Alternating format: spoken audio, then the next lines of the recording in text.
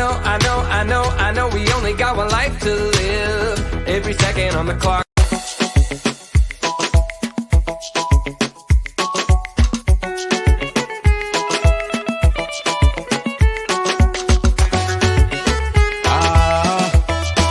Donne-moi l'argent, Galaxy J1.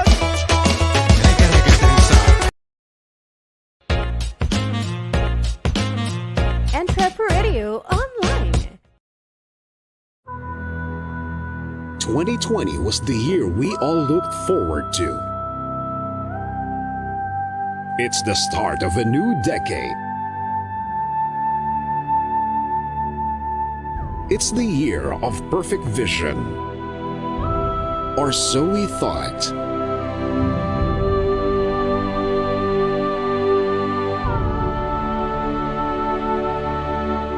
And then the pandemic happened.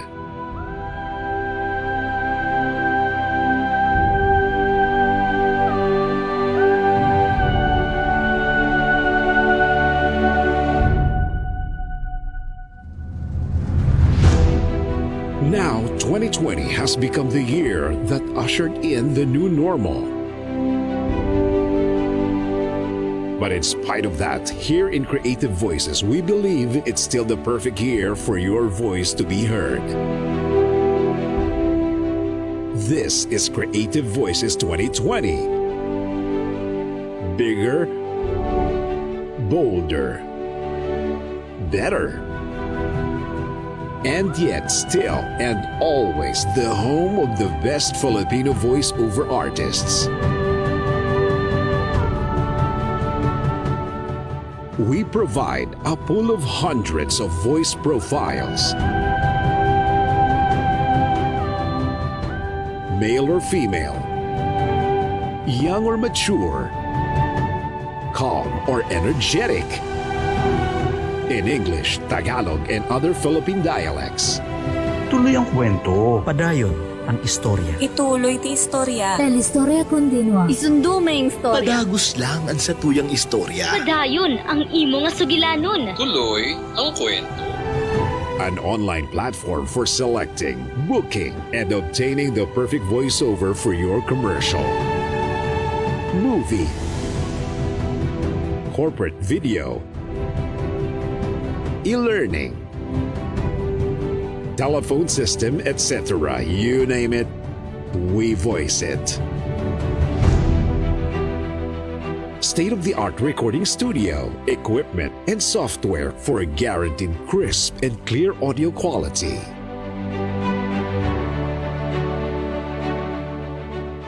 Online workshops on voice acting, home studio setup, and audio editing.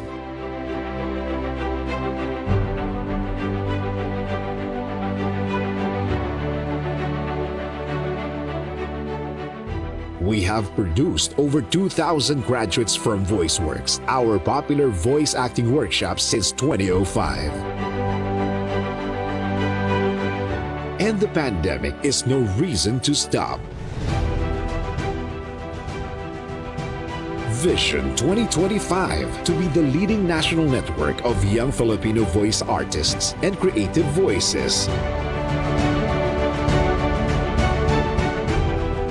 Mission to provide developmental opportunities and platform that empower young Filipino voice artists in every corner of the Philippines to use their voices to promote positive social change. Adapt, adopt, adept. We create a culture of giving, sharing, loving, and caring. And disrupt the culture of selfishness, greediness, and ungratefulness. We give every unheard and aspiring Filipino voice artist an opportunity to rise above the noise and be heard.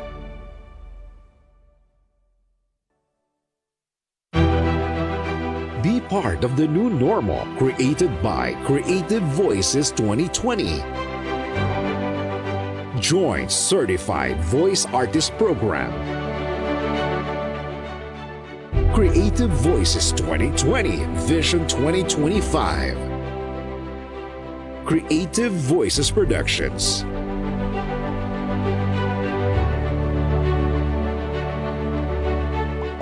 www.youtube.com/thevoicemaster #VoiceFromHome. Dahil basta boses, creative voices.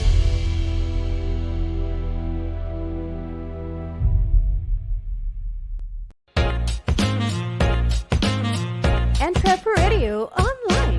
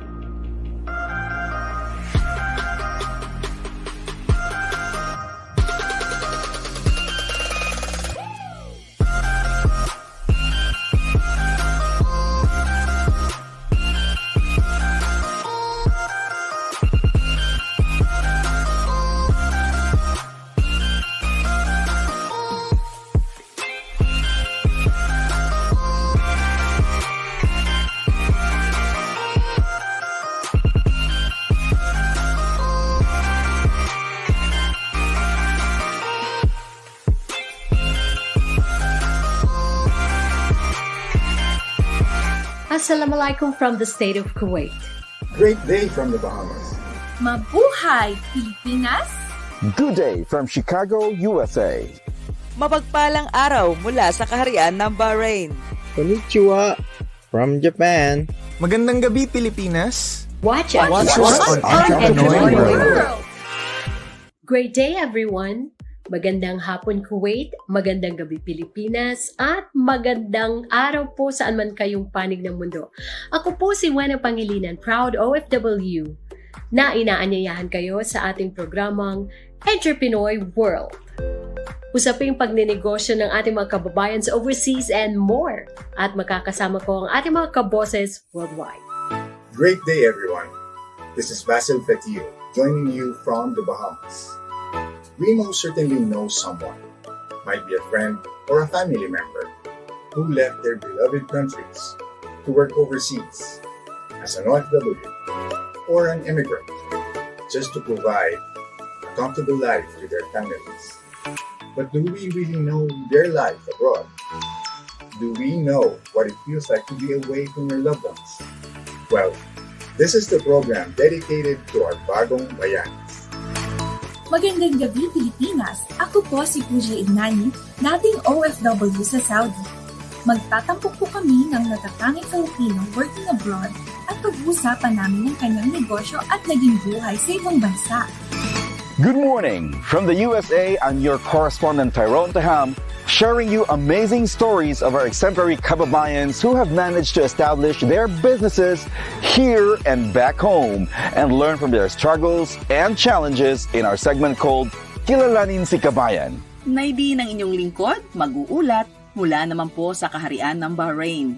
Alamin natin ang mga kaganapan at anunsyo mula sa embahada, mula sa Philippine Overseas Labor Office o POLO, at Overseas Workers Welfare Administration o OWA, at ang mga aktibong organisasyon hinggil sa mga dapat nating malaman sa pagtatrabaho at paninirahan sa ibayong dagat.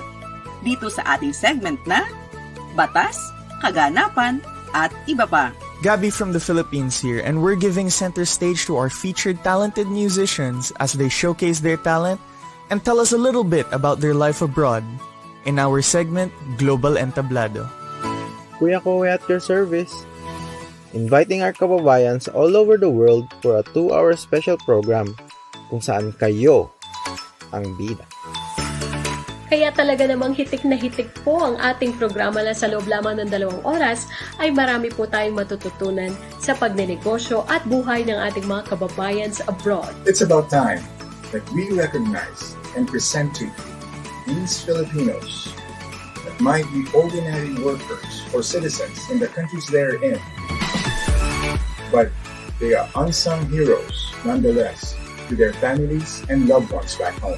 Kaya tutok na tuwing Huwebes sa ganap na 9 ng gabi dito sa Pilipinas. Dito lang sa EntrepRadio. Entrepreneur World. Handog Namin sa inyo.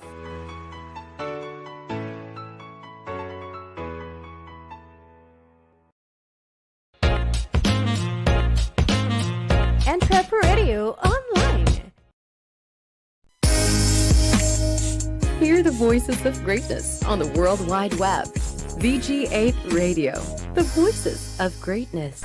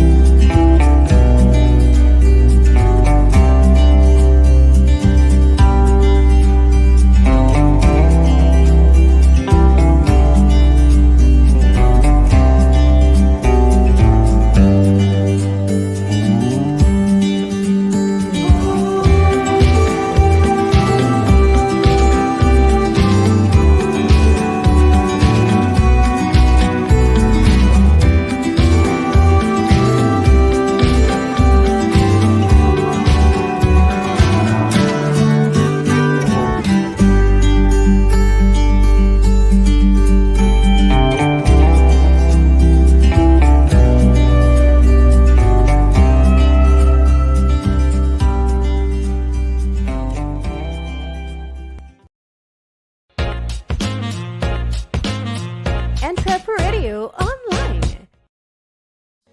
Narito na ang inyong bagong magiging Sunday afternoon habit sa VG8 Radio. 2 oras ng inspiration, motivation at empowerment sa makabagong paaralan ng buhay sa online world. EntrepRadio Online. Invest early in life and be an entrepreneur. Ito ang susi sa inyong tagumpay. Matuto ng mga tips, techniques at best practices sa pagsisimula ng negosyo. EntrepRadio Online.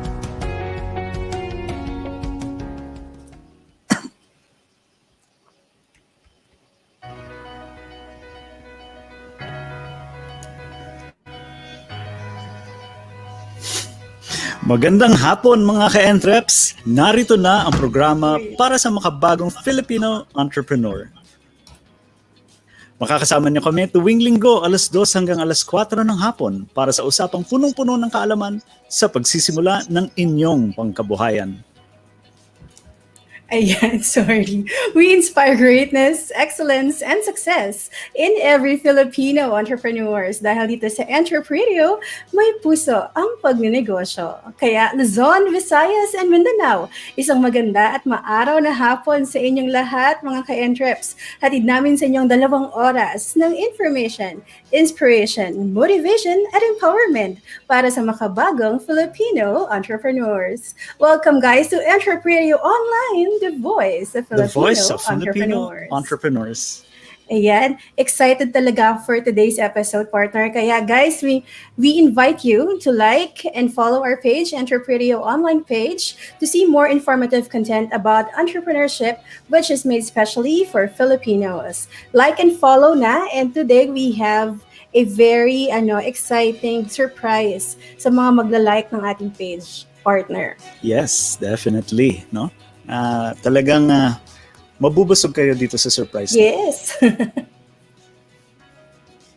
So, partner, kamusta ang week mo? Ang bilis na naman ng panahon, no? Sobra, bakit ganon? Imagine, May na, no? January, February, March, April, May. 5th month of the year. Parang kaka-New Year lang natin, no? In any case, ganyan talaga ang buhay pag marami tayong ginagawa. Oo, yun nga ang theory ko. Siguro kasi madami tayong ginagawa. Alam mo yun, hindi natin napapansin na ang bilis ng araw. So I guess may mga viewers din tayo na medyo nababagalan din sa panahon, no? Okay din yun, no? At least, diba, na-enjoy nyo yung mga araw na dumadaan. So last week, ang guests namin were a mom partner digital business ang ginagawa nila, no? Si Miss Rona Bombardier at si Miss Diane Bernarte. If you want to learn more about digital marketing or digital business, no? Paano ba magsimula ng digital business? Ano bang ginagawa dito? Panoorin niyo yung episode namin, episode 9. No? That was last week. And also, guest natin si Miss Janine Santos, ang isa sa napakagagandang power voice girls. Ayan, feature natin ang kanyang business na The Beauty Station by Jane. So, lahat ng mga pampaganda. Umorder ako dyan, partner. Ang dami kong in-order. Sabi ko, after the show, ang dami kong in-order kay Janine. Sabi ko, hala, Janine, wala na akong pera. Pwede palista na lang muna. Ganoon. Yan. So, gamit mo ba yan ngayon, partner? Hindi pa, wala pa nga. Hinihintay ko nga. Hindi pa dumadating. Oh well, dadating din yan. At makikita ng mga viewers natin kung effective ba talaga siya. Kung gaganda ba ako? Basta effective, yun na lang. Huwag na natin i-qualify. And of course, naging guest din natin si Mr. Noel Espiritu, no? He's the project director ng financial education, no? Sa 186 was it? 186 Publishing? 168 yata. Summerhouse Publishing. So we will have him again later, no, for financial literacy discussion para matuto rin kayo paano mag-manage ng inyong mga sariling pera, paano niyo papalaguin 'yon. Later on at the latter part of the show. Ang dami talagang pwedeng matutunan dyan sa mga dinidiscuss ni Noel. Pati tayo di ba natututo? Oo. And last week, kasama rin natin ang mga ilan sa mga co-host ng EntrepRadio World, ang pinakabagong show ng EntrepRadio Media na tayo, partner. Ayan sila. Yes, Nakasama natin si Miss Pooja Idnani or Jaja, si Mr. Gabriel Derek, Schultz, si Gab. And we had fun with them, partner. Ang saya nun. Ang saya ng episode with them. Definitely. Always a fun time with them, no? Lalo na kasi ang mga topics naman nila, talagang ang ini-interview nila are mga kababayan natin na destino or nasa ibang bansa. And ano bang buhay doon, diba? So if you want to find out, abangan nyo sa Thursday, 9 p.m. Philippine time, EntrepRadio World. Yes. And today, partner, meron pa tayong mga updates. Ano pa bang updates natin? Sige, partner. Ano bang update natin sa larangan ng search sa Google? Oo, ayan ang ating Google My Business MSME Caravan ay ongoing. Every week nangyayari, siguro twice a week siya nangyayari. And last week, we facilitated ito very special session because it was all about women empowerment in business. Ayan, ang dami nating nakasamang talagang empowered women talaga. Si Miss Julmar Grace Locsin, she is the co-owner and founder of FVA Business Consultancy, OPC. And kasama natin ang isa pa sa mga host ng EntrepRadio World, si Miss Rowena Tino. Yeah, si Miss Wena. Si Miss Wena. So talagang empowered women. Alam mo, ang saya nga ang saya ng mga sessions na yun, partner. If you've seen one of the sessions, any of the sessions, parang chikahan lang with the kumaris, ganyan. Well, okay. Pero I'm sure masaya yon kasi lalo na the topic is women entrepreneur, no? Women empowerment. And talagang kailangan natin i-push yan ngayon kasi mas maraming tao na tumutulong sa pag-unlad ng bansa, which makes it even better for everyone. Kasi imagine mo dati, di ba, kung puro lalaki lang that's like 50% of the population. We're only 50% effective. Pero if everyone is, has equal opportunities, equal, syempre yung pag-develop ng talent, that's almost about 100% kung lahat papasok, di ba, sa negosyo. Sa negosyo. So, yeah. Oo. And imagine kung lahat magnenegosyo, gaano karaming employment ang kaya natin i-provide, gaano karaming products ang kaya natin i-export. O, di ba? Ang taray. Ang daming opportunities, no? Yes. So, for today's guest naman, magbigay lang tayo ng konting hint, no? Meron siyang expertise sa business expansion strategies. Paano papalaguin, paano papalakihin ang sakop ng iyong negosyo. No? And of course, strategic planning. So stay tuned in a while and you will find out who it is and you will learn from him most definitely. Oo, at hindi lang yun, partner. Meron siyang isang delicious surprise for us. So, natuto na tayo, nabusog pa tayo. Literally. Di ba? Malalaman natin yan mamaya. Oo. And of course, no? Tapos na po ang batch 6 ng Certified Voice Artist Program and batch 7 is now open, no? Still open. It's going to be on May 8, no? Nitong linggo na yan. Next week, bale, no? And this is mentored ganun by... kabilis ang panahon. Oo, diba? Batch 7 na. This is mentored by the one and only voice master of the Philippines, Mr. Pocholo de Leon Gonzalez, no? The man behind 1,000 voices. If you're interested to promote, to develop, to even increase your skills, no, sa voice artistry, just visit www.certifiedvoiceartist.com for more information.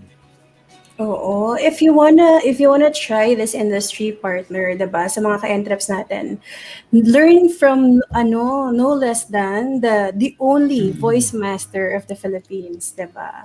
Bakit maghahanap pa tayo ng iba? Oo, ito ang hint dyan, no? Pag pumunta kayo ng Google, pag nag-search kayo, voice artist, no? Sabihin mo lang, voice artist Philippines, i-qualify na natin, sa Philippines na lang. Siya ang unang-una nyo makikita. So definitely, if you want to learn, why not learn from the best? Diba? Yes. So you don't have to reinvent the wheel. You don't have to learn everything from scratch. No, you don't have to do it yourself. The best way to learn is through mentorship. No? Meron magtuturo sa inyo paano. And talagang tuturuan kayo. Kita mo naman kami ni Faith. No? I mean, talagang we are products of the Certified Voice Artist Program. And kami dati talaga hindi mo mapapaharap sa camera, mapagsasalita ng ganito, lalo na on a live show. Oo. At saka alam mo, one more thing about the CFAP program. It's not just learning. It's not just about the skills. You will build a family. You will be part of a big family of voiceover artists. Of like-minded people as well. Kasi kasama na sa Certified Voice Artist Program ang mind setting and ang heart setting. No? So it's not just pera-pera lang yan or anything. It will develop a sense in you, no? Of sharing, loving, caring, and giving. Yes. Kaya I'm sure ang dami nang na-entice na mag-join ng CVAP. So, nandiyan yung details kanina. We have shared the details. Go to the Certified Voice Artist Facebook page. We also have the page if you're interested. And ano pa ba, partner?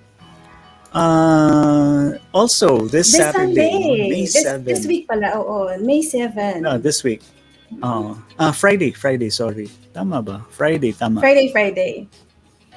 Voices Con, no? This is the Summer Voices Con, ano ba yung con natin? Convention, di ba? It's an online convention of voice artists, no? Dito niyo makikita ang kanilang mga interviews, ano yung mga experiences nila, and ano yung mga tips and sabihin na natin tips and tricks, no? Paano ba pumasok sa artistry na ito? Yan. And you will see the journey of the voiceover artist na nag-start talaga from scratch. Alam mo yung we started as students, tapos makikita mo yung development and yung mga achievements nila so far. So talagang very inspiring. So kung lalo na kung mahilig kayo manood ng mga anime, lalo na yung mga tinagalog, sino ba yung mga tao na nasa likod noon? Sino ba yung mga nagdadub? Diba? Yan, kasama yan sa voice artistry. So, watch out. And we hope to see you there. Partner, kaya naman pala ang bilis ng panahon para sa atin kasi ang dami palang ganap. Ayan nililista na natin. Kumusta naman? Kaya pala. Okay. Good job. Ayun. So, for other news. yan na nga, no, na-share na natin din about the entrepreneur world, one of the new programs under EntrepRadio Media. Yes, And and they will have their third episode this Thursday. So on a more nationwide note, update, ang sitwasyon ng COVID natin dito sa Pilipinas as of today, no? Ang total nationwide cases na natin ay umabot na, nag-breach na ng 1 million. Actually, nung nakarang linggo pa. The total now is 1,046,653. So, as of kahapon, today din, no? Ang nakatala, ang recorded cases na bago ay 9,226. New cases. Yan. Mm-mm. New cases. So, I Pero ang think active cases I'm not sure whether this is because diba previously it was like 12,000, 11,000. So I don't know whether nag-e-effect ba yung ginawang ECQ at MECQ or mababa lang talaga yung turnaround ng mga results. Pero at least diba 9,000 na lang siya. And I guess malayo-layo pa, no? We need at least about 30% of the total population na ma-vaccinate para magkaroon tayo ng tinatawag na herd immunity, no? By then, mahihirapan na yung virus maghanap ng kakapitan kasi nga vaccinated na ang karamihan. Yes. And this Looking forward to information that. was oo nga. I-note na lang natin, i-cite na lang natin na yung information na to galing sa doh.gov.ph, no? So yan. So kamusta kayo mga viewers? Nakikita namin may mga comments na tayo. I guess these are from our guest, no? Kasi kilala natin yung iba ng comment dito. Katulad ni I'm not sure, no, pero hi, good afternoon Miss Malu Santiago. Happy Sunday din po sa inyo. From Miss Daryl Alvarez, happy Sunday everyone. We hope you're having a good Sunday as well. Thank you for tagging your friends. Ayan, wag na natin i-share yan mamaya na yan. Basahin nyo na lang po sa comments ano yun, no? And, ayan. So yun, no? Tapos, kung meron pala kayong sariling negosyo, mga ka-entreps, yung mga nanonood ngayon sa show na to, gusto nyo maging bahagi ng EntrepRadio, gusto nyo ma-interview, gusto nyo mag-share ng mga challenges, mga experiences na dinaanan nyo during the pandemic, during the new normal, send us a message, no? And we love promoting businessmen, businesses, mga negosyante, bagong negosyante, sa show na to. Yes, we love hearing those success stories talaga, no? And the more you know, the more you learn. And sabi nga ni Dr. Seuss, the more places you can go. And shout out din sa mga kalaykans na nanonood, no? I mean, we hope you're still here, you're still watching kasi nung 2 to 3 episodes ago, in-interview din namin ang kanilang President of Global Development, si Miss Sophia Nguyen, no? And who they call the Queen. Lovely. The Queen, no? Galing. Galing ng Laika talaga. And ikaw na partner bumate. Ayan, syempre we want to greet before anything else. Importante to kasi nga we are family in CVAP. We want to say hello and do a shout out to the CVAP family and the CVA gamers. Yes, the gamers, importante yan. Importante. Ito yung mga future soldiers natin. Kasi puro online na yung battles in the future, no? Maybe, probably. So yan. Okay. So, partner, ano bang... Okay. I see it. So guys, stay tuned. We will have our Mr. Entropedia in a short while. So mga ka-entreps, we encourage you to interact with us by asking your questions in the comments section. No? So just type away mga ka-entreps and stay with us until the end of the show for a chance to win a prize just by typing our Entropedia tips. So now that you've mentioned Entropedia tips, let's call Mr. Entropedia himself. Mr. Chase Lan. EntrepRadio Online. Hello, Chase. Kamusta? Okay na okay kami. Or kami, ako lang pala. So, hello, this is Mr. Entropedia. Also, also just like Sarah and Miss Faith, I'm also a graduate of the Certified Voice Artist Program. So do keep that in mind if you want to join us. But anyway, let's move on to the Entropedia tips. I have a new set of informative and useful tips, especially for our fellow entrepreneurs. Our Entropedia, which is Entropedia, a collection of information or data that is useful and helpful to the modern entrepreneur.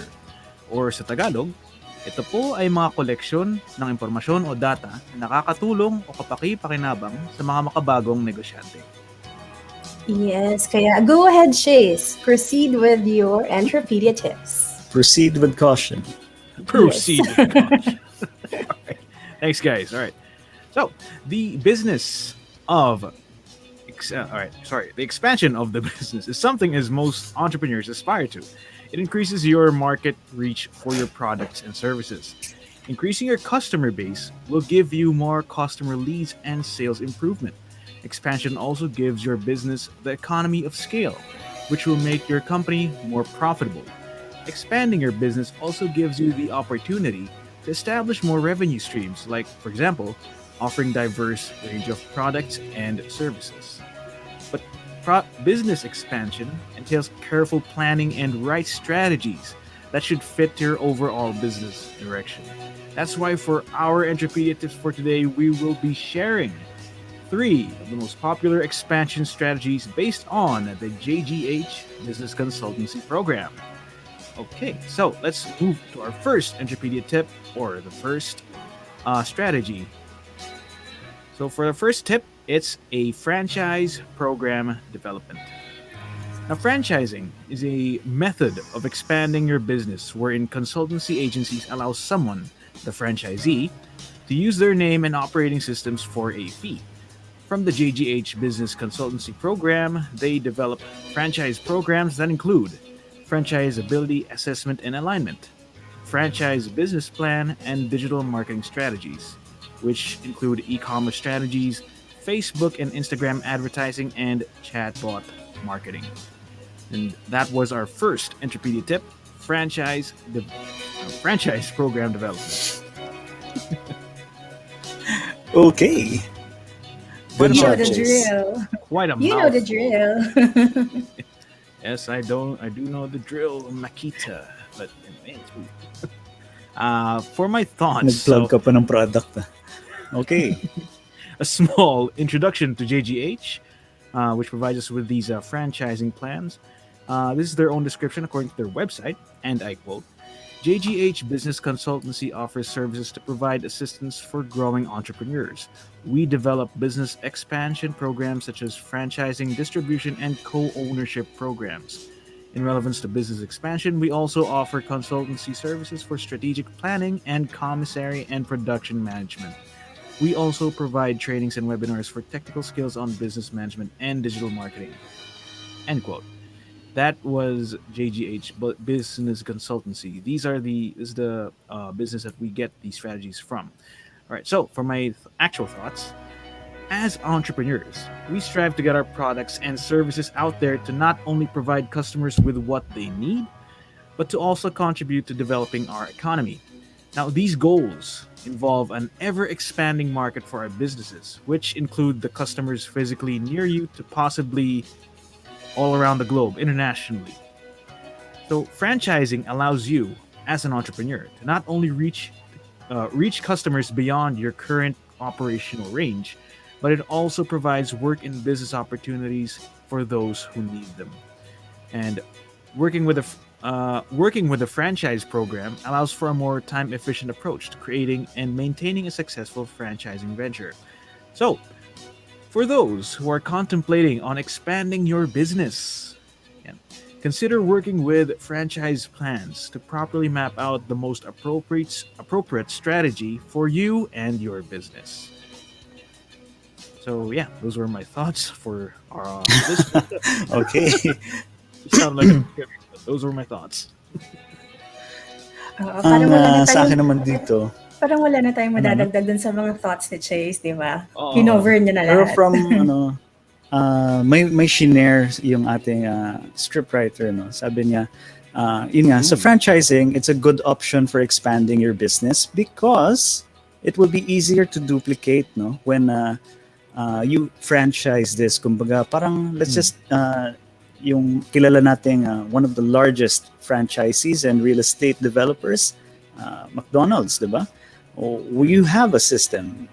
You only have to do it once. If you perfect it, you just copy paste, no? And when you do that, expansion happens, diba? Kasi nga, okay na, gumagana na yung system mo. Then, uulitin mo na lang ulit sa ibang location, sa ibang market. Then, uulitin mo na naman, diba? Then, if you have a lot of that, well and good, no? So that's why this is where the consultants come in, because they help you plan and create a franchising system for you. No? With the appropriate Ikaw, partner. program. Oo. On the other side naman, yung mga business owners, yung mga gustong mag-start, yung mga business, 'di ba? On their end naman, they don't really have to do everything from scratch kasi parang having your own business, you have to really do it like all the financial part, the production part. Di ba parang kailangan lahat isipin mo at aralin mo. But if you want an easier way of doing your business, franchising I think franchising is the way to go. Diba? Mm-hmm. You just have to pay the franchise fee, tapos you go through the training, and then you have a system laid out for you. Diba? Katulad na sinabi nyo. Pero I'm looking at the perspective naman of an entrepreneur na gustong magsimula ng negosyo from scratch. It's easier to get a franchise. Actually, I was looking into this before din nga, no? Yung one of the biggest chains then of convenience stores, meron silang system na parang kapital na lang ang kailangan mo eh. And they will operate the store for you, they will manage the inventory, they will work out everything. Kumbaga, you just have to show up with the cash, parang ganon. No? So if you have cash lying around, you can invest in this. And of course, being in a business gives you better returns than leaving your money in the bank. Na kamusta naman 1 or 2% at the most ang makukuha mo unless sa digital bank ka, no? Ngayon may mga promos yung mga digital only banks na 3 to 4% ang interest, but it's still low. Not like if you go into business. Pag nasa negosyo ko kasi, minimum na siguro kikitain mo 10%, no? 10% na lang. What more kung nasa 20, 30, 40% ang returns mo, di ba? Kumbaga, yung tinatawag nila na tubong lugaw. But of course, that's not just the product. You're also offering your service. You're also offering other value added onto it, no? Kasi we're not here para makaisa tayo sa ating mga kapwa, but we're here to help people. But if that's your product, di ba? Parang, kunyari nagbebenta ka ng alcohol, di ba? I mean, it's the same. It's an essential good. It's essentially mineral, no? Alcohol is derived from organic, natural sources. Then, idadilute mo lang siya. Ano ba gusto mo? 40%, 70%, 90%? Tubig lang ang katapat niyan eh. So, yung mga ganon, no? Or soaps or these are the kind of businesses that you can get into that are easy and malalaki returns. Yun lang, tambak ka sa inventory and you have to sell it slowly. So yan, that's my take on it, guys. Hello. Oh, at saka one more thing pala about franchising, no? Alam mo, pati yung mga location na kunwari, if you have a location in mind, they will do the survey, diba? Parang they will check kung magiging okay yung returns mo, kung gaano yung traffic, paano yung traffic ng foot traffic ng mga magiging customers mo. So they do the survey talaga. Hindi yung basta they will give you their franchise just because you're asking for it and they need business. Kasi syempre brand din nila yun eh. So inaalagaan din nila yung pangalan nila. And then there are those master franchisers na kailangan ikaw yung may location, parang i-forward mo sa kanila, okay ba tong location na to? Then they'll do the study. No? Yes. So pwedeng gano'n, no? Sarili mo yung location, yung lupa, then or yung stall, yung space, then sila na titingin. No? So yan, Chase, anything else to add? I've said everything I have needed to say. And you're good. Okay. Sorry, At pala kayo na una. Hindi ko na kami na nauna. Ano pa sasabihin mo? Well, what I what I had in my mind. Nasabi ko na eh.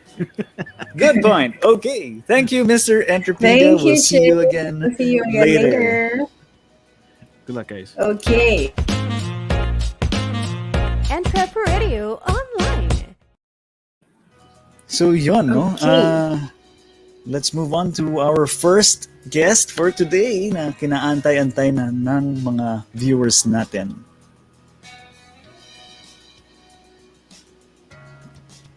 Partner.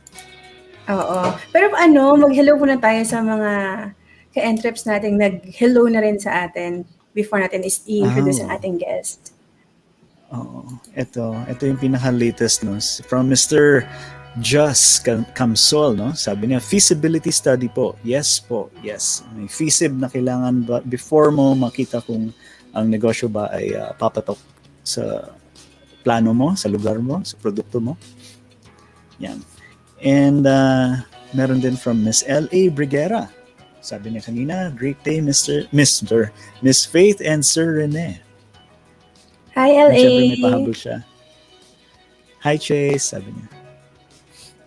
So, yan. Okay, so eto na nga ang ating guest for today. Hinihintay talaga natin to eh. Kasi hindi lang talaga yung product ang pag-uusapan natin. He's doing something else that will be very beneficial for your business. Diba? So yan, he is a business expansion strategist with over 8 years of business experience, where his expertise in business consultancy lies in business expansion and strategies. He develops programs for franchising. So talagang perfect talaga yung pinag-uusapan natin for our guest, no? Distribution, co-ownership, and revenue sharing. He also handles consultancy for strategic planning, commissary and production management, financial analysis, and strategist. Ayan. Nabulol.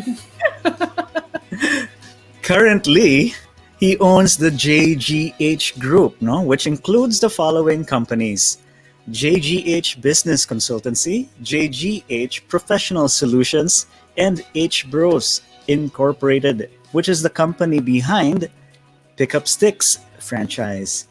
So, ladies and gentlemen, we present to you Mr. Joms Haboc.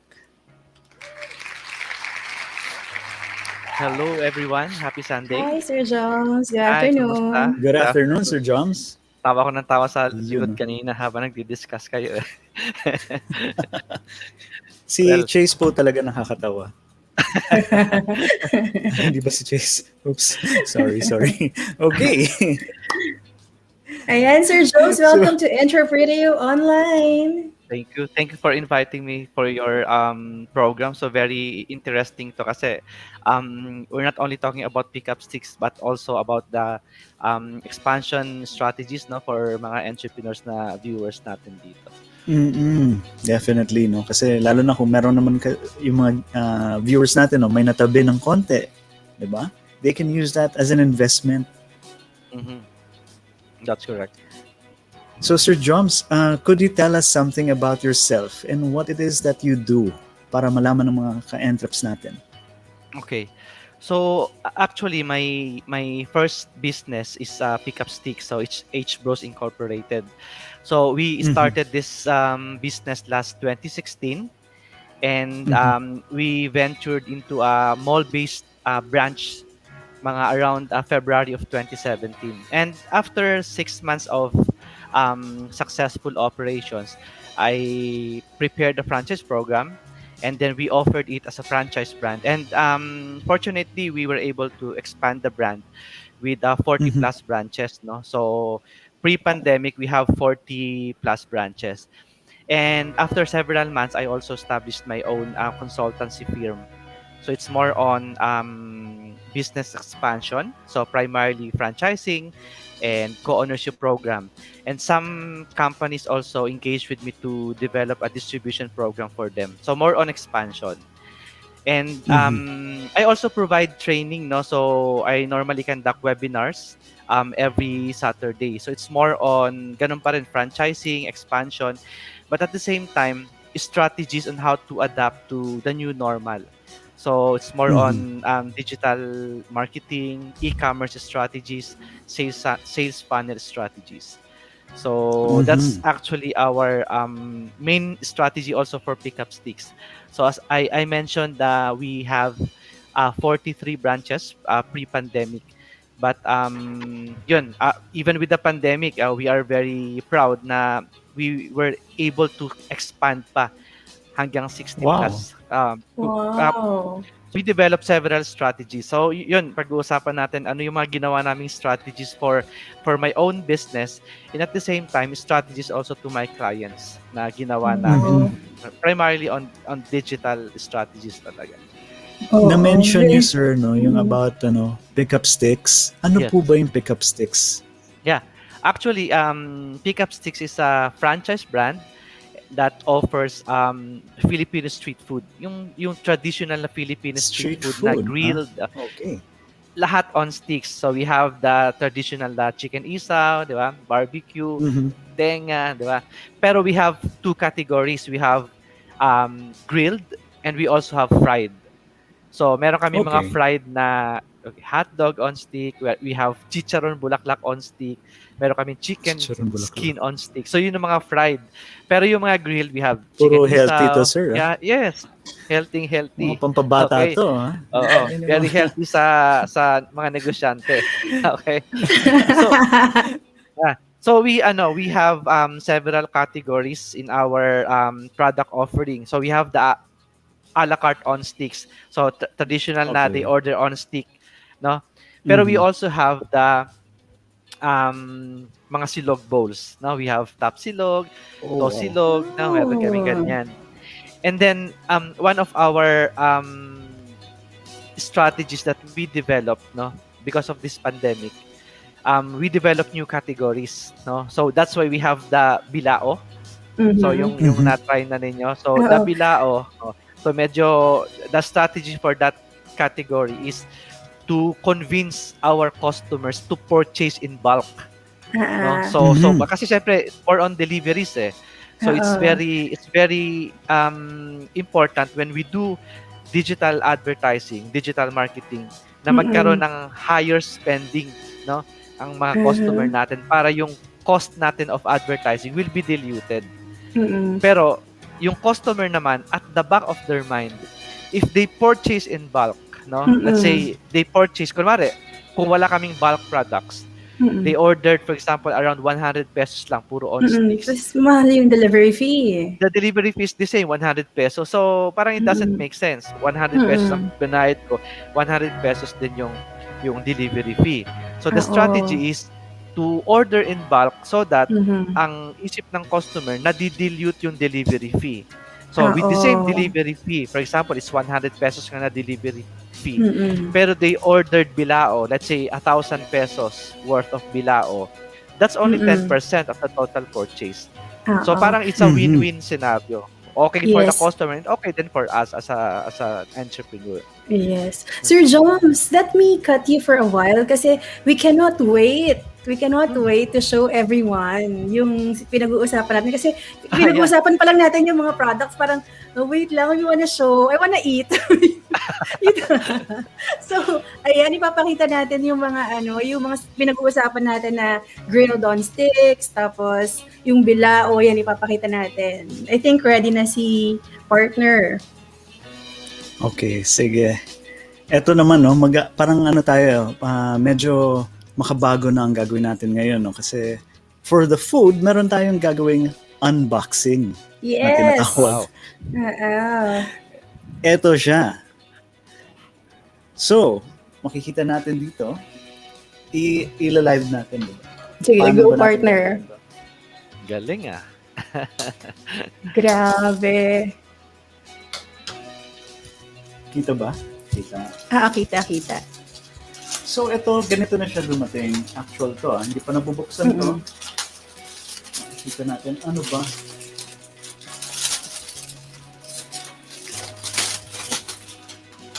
Yan. Parang ang daming sticks. Oo, What's sumisilip pa lang tayo. inside? Oh my goodness. Ang dami. Dapat may beer ka dyan, sir. Ay, yun lang. No? So what do you have? Actually, I have it din eh. Bubuksan ko na yung sa akin. Yan. Sige. So what do we have? Sir, ano bang Do we have pinadala the niyo same, dito? sir? Pareho ba kami? Kasi kung hindi kami pareho, bubuksan ko yung sa akin sa camera. Actually, the same Ah, lang. the same. No? Okay, So, okay. ang pinadala namin sa inyo, yung mga best-selling products. Kasi we have around 20 items eh. So, hindi ko na pinadala lahat. So, pinatikin ko sa inyo yung mga best-selling items. Yan, ano yan? That's authentic na chorizo de Cebu. Wow. De Cebu. Oh, ayos. Yeah. Ito, sir. Yan, best seller Pampabata namin, to, sir. chicken isaw. Yun. And ito pa. Yan, tenga. Yes. Beer match yan, beer match. Mukhang mamaya pa to after show.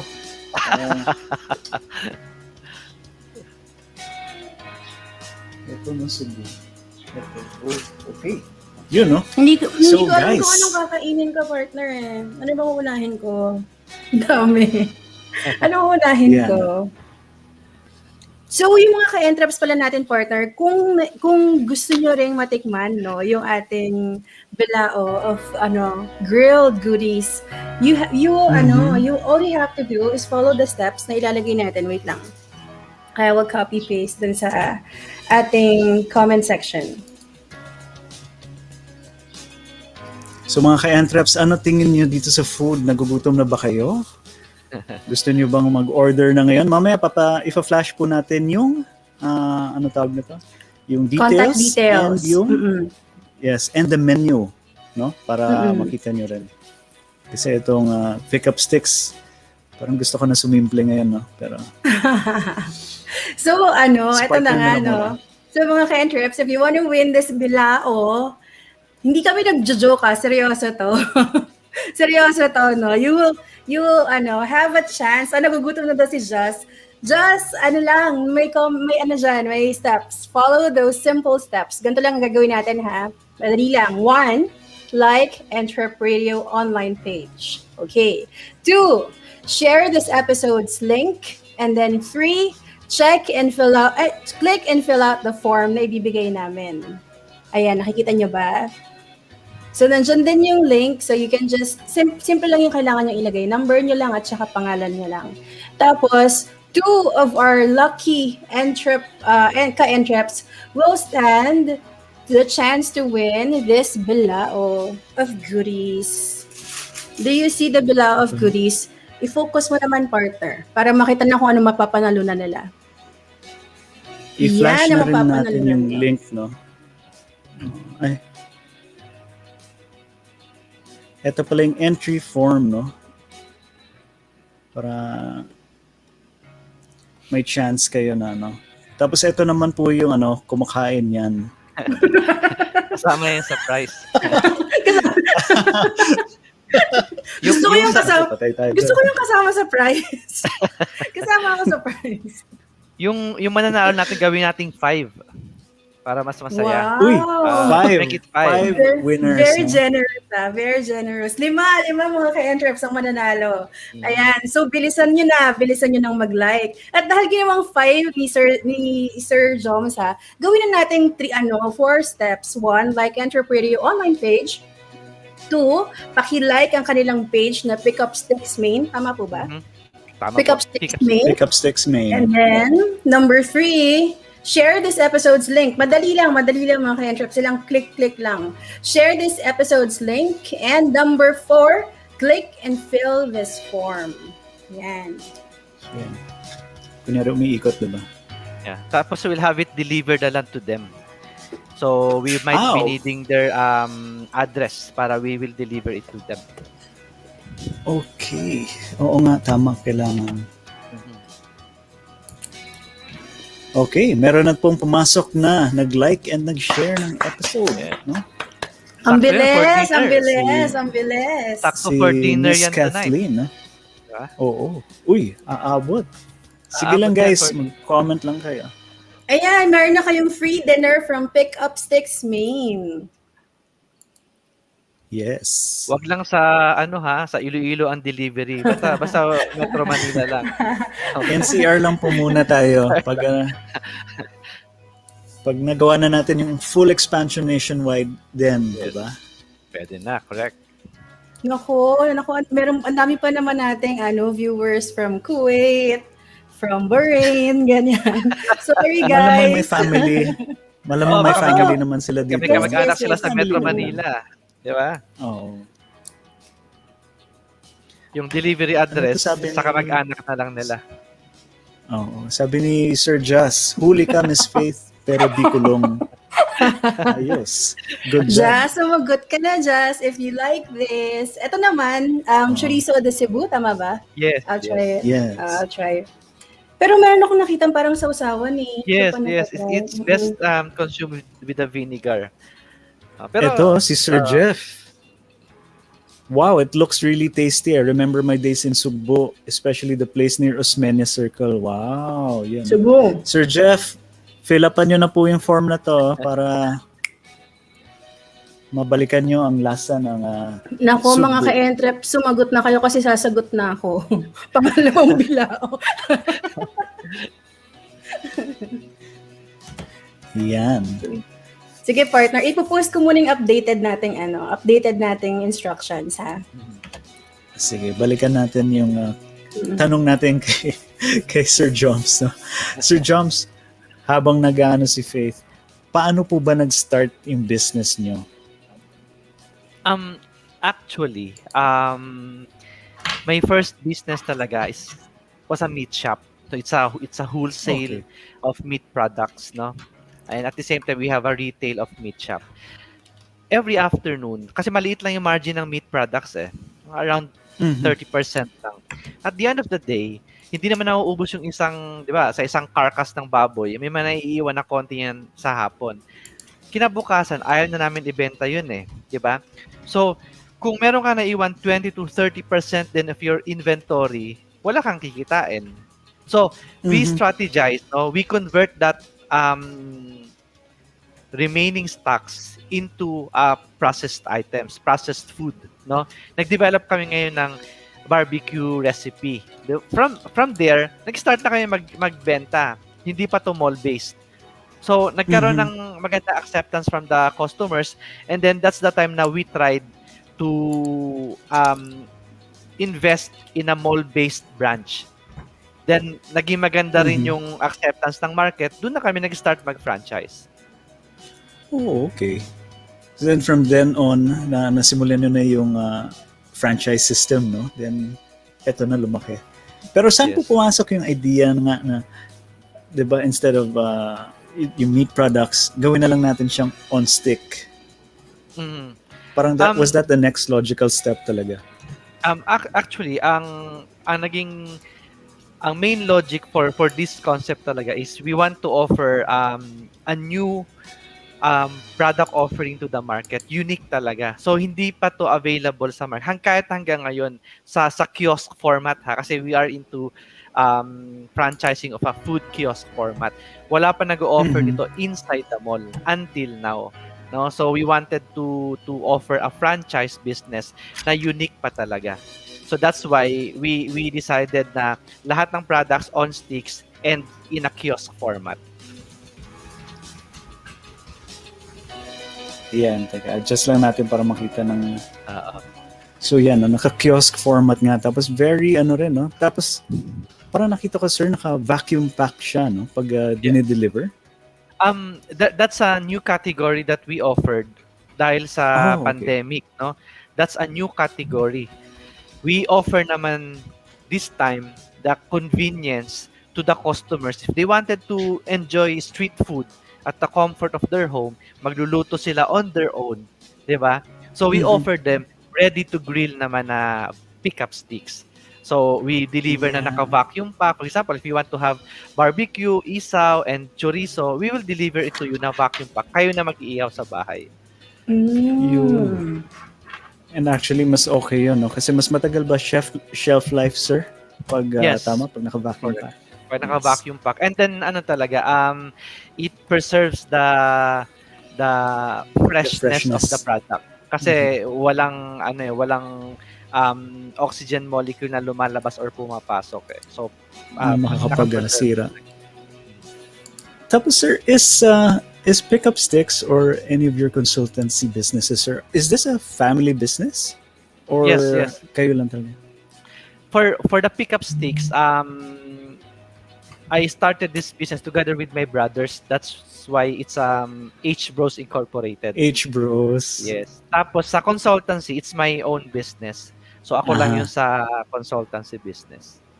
Dito po sa family business, sir, sa HBros, ano po yung mga roles ng mga kapatid or mga kasama nyo pa? Ang iba is more on sa sales and marketing. Ang iba naman more on the direction planning, direction setting, tsaka strategic planning. So, for the day-to-day operations, ako talaga nag-manage. Ako yung hands-on sa operations. Teka sir, nakaka-distract kasi may kumakain, no? Hindi na nakapagsalita si Faith. Sabi niya, partner, sige, ikaw muna mag-interview, kakain lang ako. Viewer muna siya. Sabi ko nga gusto ko kumain, di ba? Pero so yan. Sir, ano po yung let's just say, ano pong unique points ng company nyo? Ano po bang ang tinatawag na unique selling proposition? What makes it different? Yeah, for the PICKupSTICKS, right?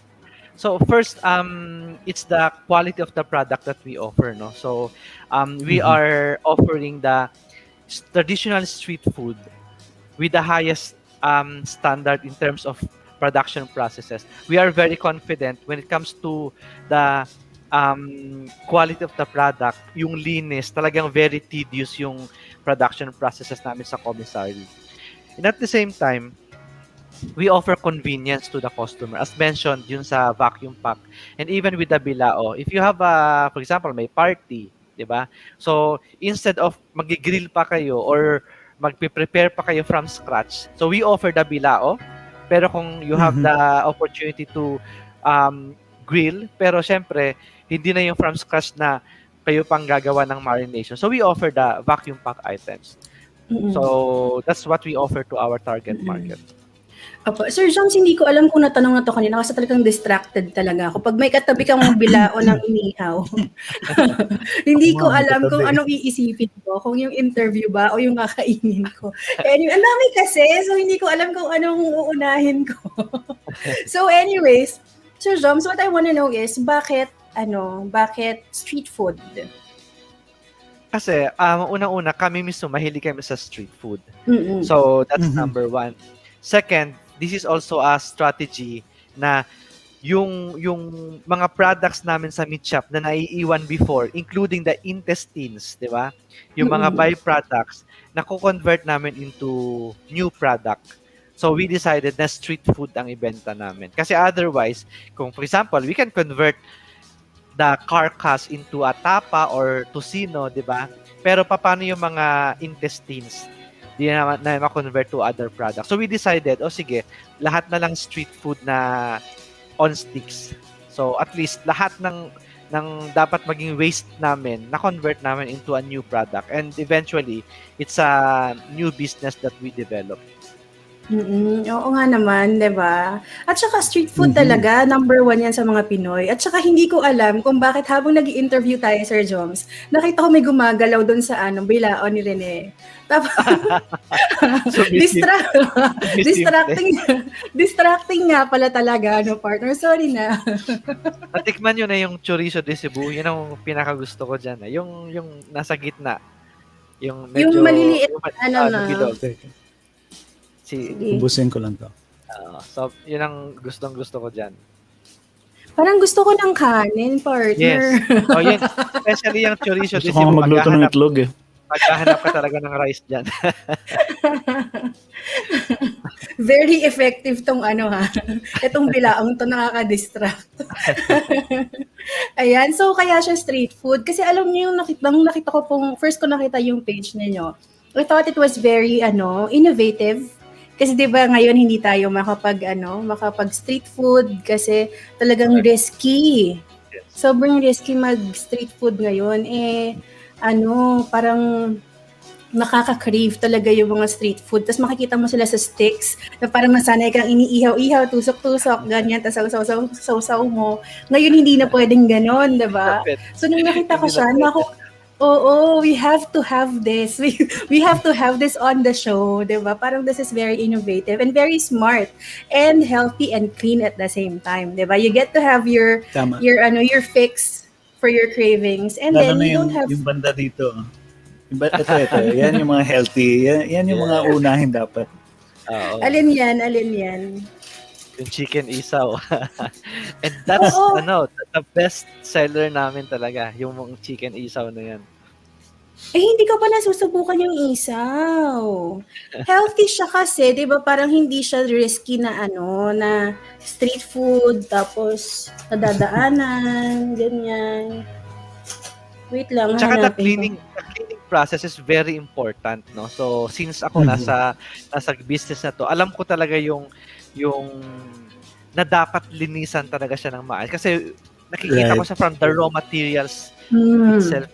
Kita namin yung dumadating na raw materials. So, dapat ganito yung process. Otherwise, hindi talaga malilinisan ng maayos. Okay? So, very important. Kaya ako ngayon, hindi na ako kumakain sa street talaga. Kasi nakita ko na.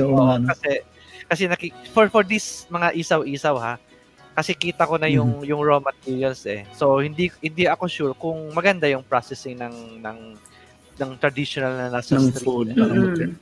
Tama. Lalo na pagkain, especially digestive system kasi yung mga parts eh. Correct. So crucial talaga. Oo. So, sir, ano naman po yung mga naging struggles ng company? Of course, right now, you are very successful when it comes to starting your business and you've already franchised na and ventured to some other things na rin.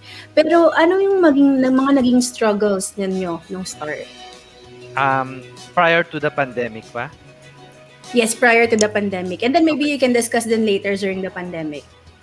Ang struggle talaga, prior to the pandemic, as we started the business, is more on the expansion. Kasi we really wanted to expand the business. Pero once you expand the business, in any business, you really have to invest. So that's one of the challenges that we encountered. That's why we decided right away to franchise it. Okay? And with that franchising strategy, hindi na kami naglabas ng pera to spend for a commissary, to spend for a bigger office kasi nag-expand na kami. So, we used this specific strategy to find additional sources, outside sources for our investment. Example, nung nag-expand na kami paunti, kasi the first 3 branches, puro company-owned yon. And we wanted to expand na. We need to have a standard commissary production. So, mag-invest na kami sa commissary. And by that time, ang kailangan namin is around 1 million to spend sa isang commissary. Okay, so ayaw na namin maglabas ng pera. So, we decided, let's franchise this business. And then, with our strategy, for example, our franchise fee by that time is 160,000 franchise fee. And then, ang ginawa namin is, nag-offer kami ng 50% for the first 20. Okay? Wow. So for the first 20 franchisees. So we were able to generate... pwedeng humabol. we were able to generate funds out of that franchise fee. So hindi na kami naglabas ng pera. Okay? So yun ang ginamit namin to expand the brand, So nag-expand na kami into several branches. Which is a very smart move, 'di ba? Pero yung mga franchises nyo, Sir Balent, by area naman din siya, So kung kunyari dito sa Parañaque, meron na dito, hindi na pwedeng pumasok ang iba? Or by barangay natin, i-divide siya? Normally, that's part actually of the franchise program development. So it really depends on the business model. Pero sa amin, it is based on population density. It's not based on geographical boundary. Hindi na uso yun eh. Ang dati kasi, borders, let's say, isang franchisee for the 2-kilometer radius. Okay, hindi na uso yun. What if I have I have a branch in Mega Mall. Okay?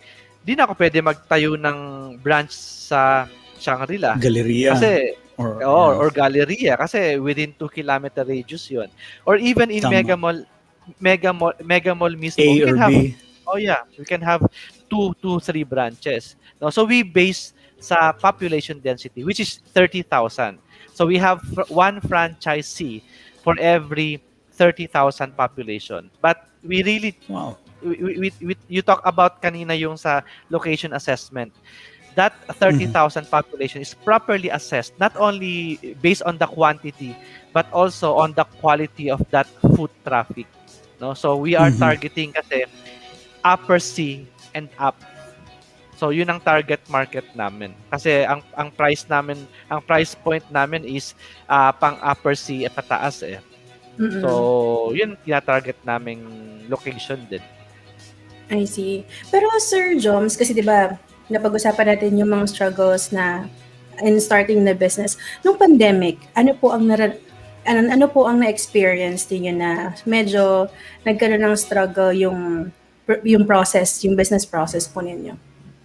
We were directly hit by the pandemic kasi most of our branches are located inside the mall kasi 'di ba kiosk format kami. Yes. So na nagkaroon ng lockdown, definitely lahat kami, even company owned, walang operation yung 2 months na lockdown. After the lockdown, nung June, nag-start na ulit mag-operate. Pero ang challenge talaga nun, yung mall, walang foot traffic eh. 'Di ba? Binuksan na namin yung mga branches pero walang benta dahil walang foot traffic. Lahat ng tao, karamihan ng tao nasa bahay. Right. So, right away, we decided to develop strategies, no? What's good with our business is syempre essential, no? So, kahit na may pandemic, no? Ang mga tao kakain at kakain pa rin. Pag nakikrave yan ng street food, bibili at bibili pa rin yan. But the challenge lang is wala nang walk-in customers. No foot traffic. So nasa bahay sila. So there's still a demand. The challenge is hindi na yung traditional na bibili sila walk-in. So we decided right away to develop digital platforms. So inaral ko yung not only about social media advertising but also the e-commerce. So yun yung major success factor namin, yung e-commerce, yung own online store namin, yung PICKupSTICKSbistro.com. So with that, we were very proud, no? Sinasabi ko rin to sa nagto-talk ako, even sa my clients, sinishare ko rin yung strategies namin. We were able to grow by 800% prior to pre-pandemic sales because of the e-commerce platform. Oo nga. Na-mention din niyo, sir, yung yung social media and yung magpagkakaroon ng website, yung e-commerce website niyo. Ano po bang naging in-depth siguro you can help us to understand anong naging role ng social media sa paglago ng negosyo, lalo na ngayong pandemic? Kasi nakita ko yung nakita ko yung mga TikTok videos ninyo, nakita ko yung, di ba? So is it also part of promoting and advertising the product? Yes, definitely. So without Facebook, siguro sarado na kami. Okay? So that's the main source of traffic, no? The digital foot traffic, that's the main source going to our online store. Our online store kasi, our e-commerce platform is just a platform to do the sales funnel program. Like in other words, yun yung doon ang customer bumibili, 'di ba? Doon sila nag-add to cart, gusto nila magpa-deliver, no? So nandun yung sales funnel strategies namin. Pero saan manggagaling? Kasi ang online store namin is just like a physical store, di ba? Saan manggagaling yung traffic? Kahit ang ganda ng platform ng online store namin, kung wala kang source of traffic, di ba? Walang papasok sa store, walang bibili, di ba? So the main source of traffic namin is Facebook and Instagram. Okay? Kasi nandun yung customer nandun sila. Halos lahat tayo may Facebook and Instagram. Yes. Sabi ko nga, we are targeting upper C and up. Okay? At nandun sila sa Facebook and Instagram eh. So we have several strategies on how to target them through Facebook advertising. And we are spending a lot in terms of marketing budget sa Facebook. So dun nanggagaling lahat ng sales namin. Oh, okay. So, sino pong nakaisip ng mga TikTok videos? Partner, meron tayong sample, di ba? Teka, gusto mo i-share muna natin? Papanoorin muna natin sa ating viewers. Sige. Okay. Ito, mga ka-entreps, ito po yung sample ng TikTok ng PICKupSTICKS. Panoorin natin. If we're gonna go crazy, let's go together. I know, we only got one life to live. Every second on the clock.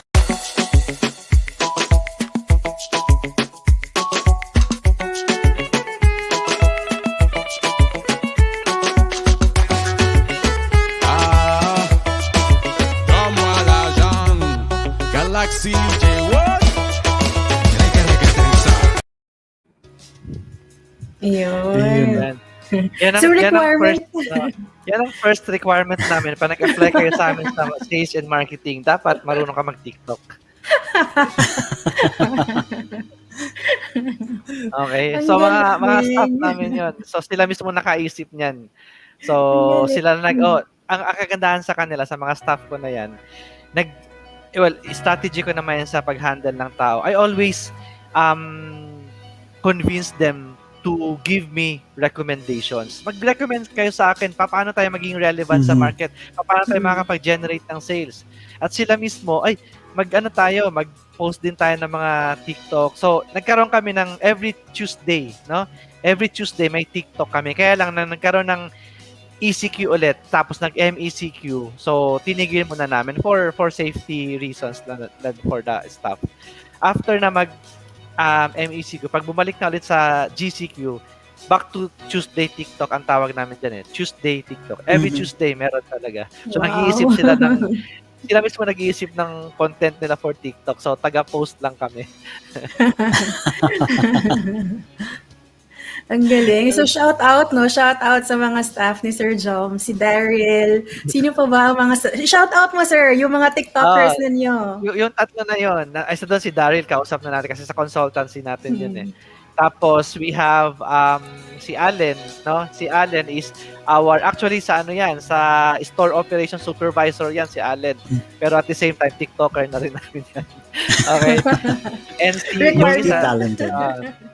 Mga sila, multi-talented na And ang isa si Krisa is our online store specialist. So siya ang in charge sa mga interaction with our online customers.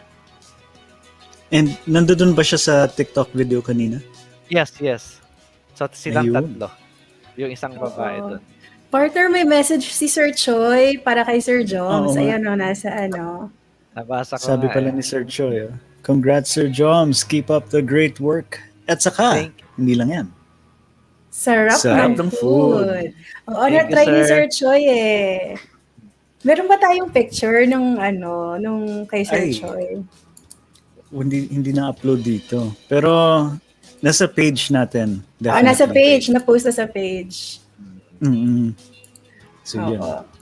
So, ayan, kung gusto nyo ring matry ang bilao na ating pinapakita at pinag-uusapan na ngayon ay nasa food cam ni Rene, sabi nga ni Junico.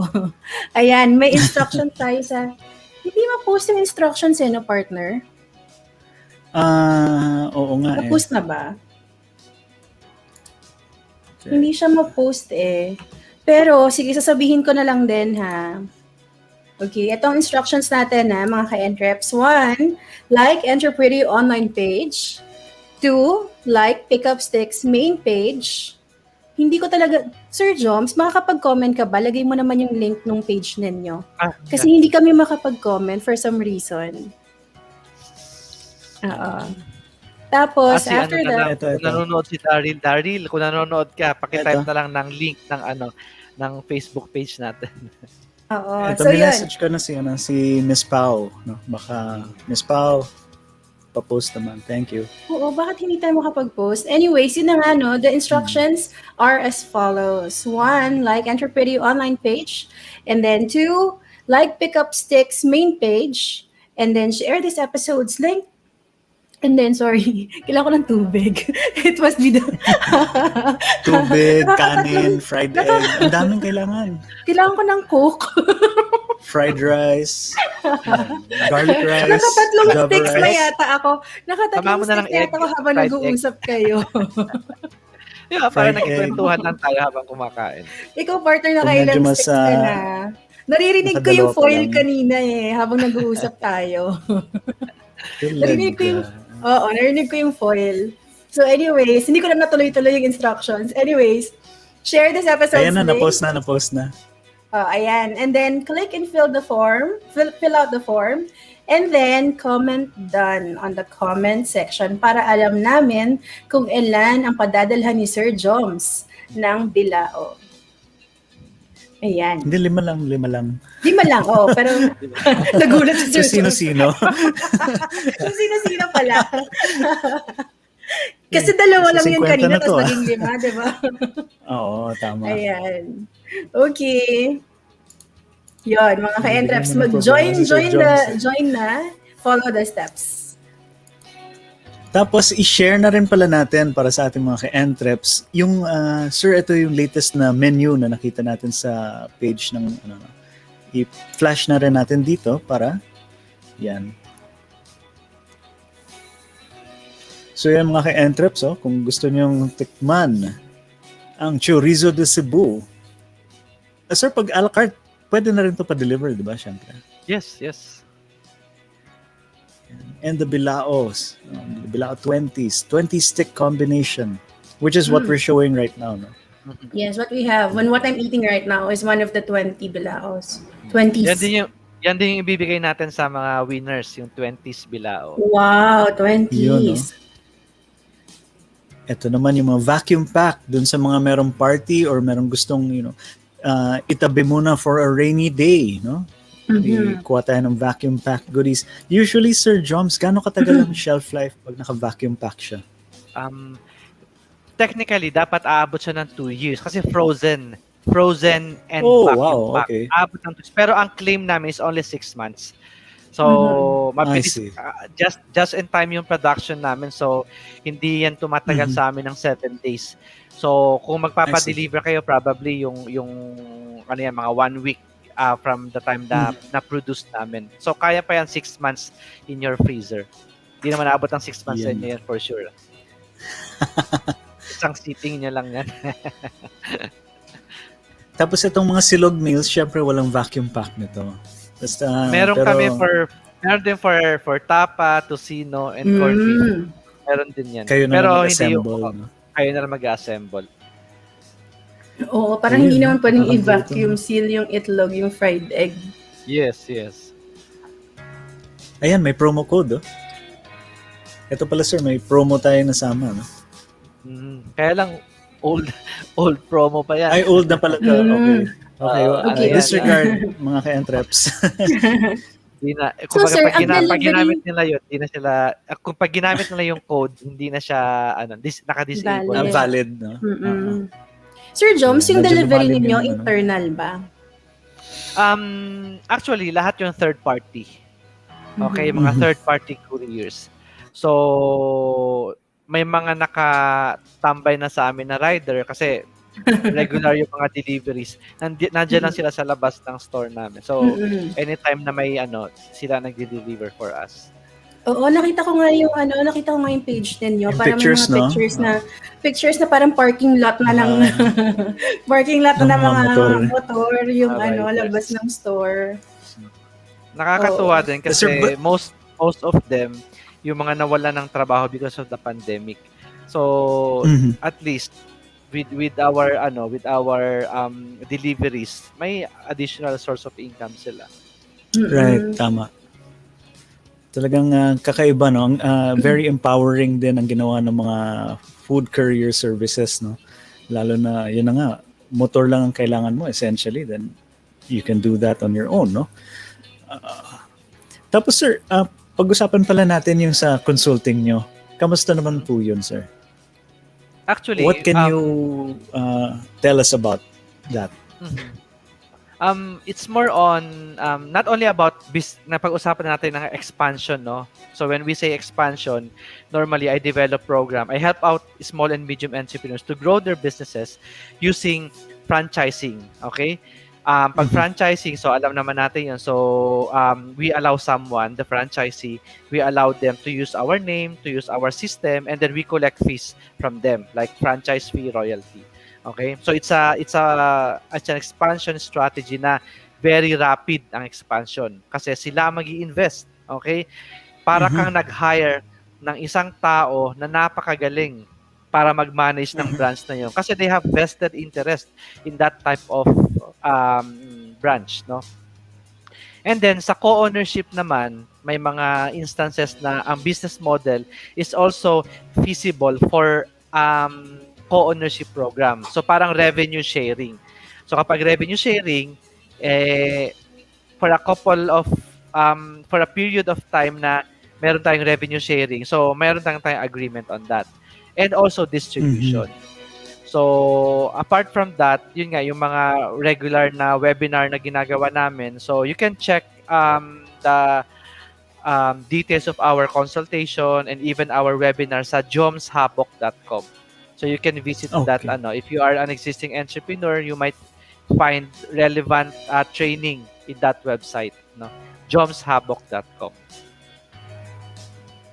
Teka, share natin yung wala pa pala dito yung inyong contact details. No? Ito.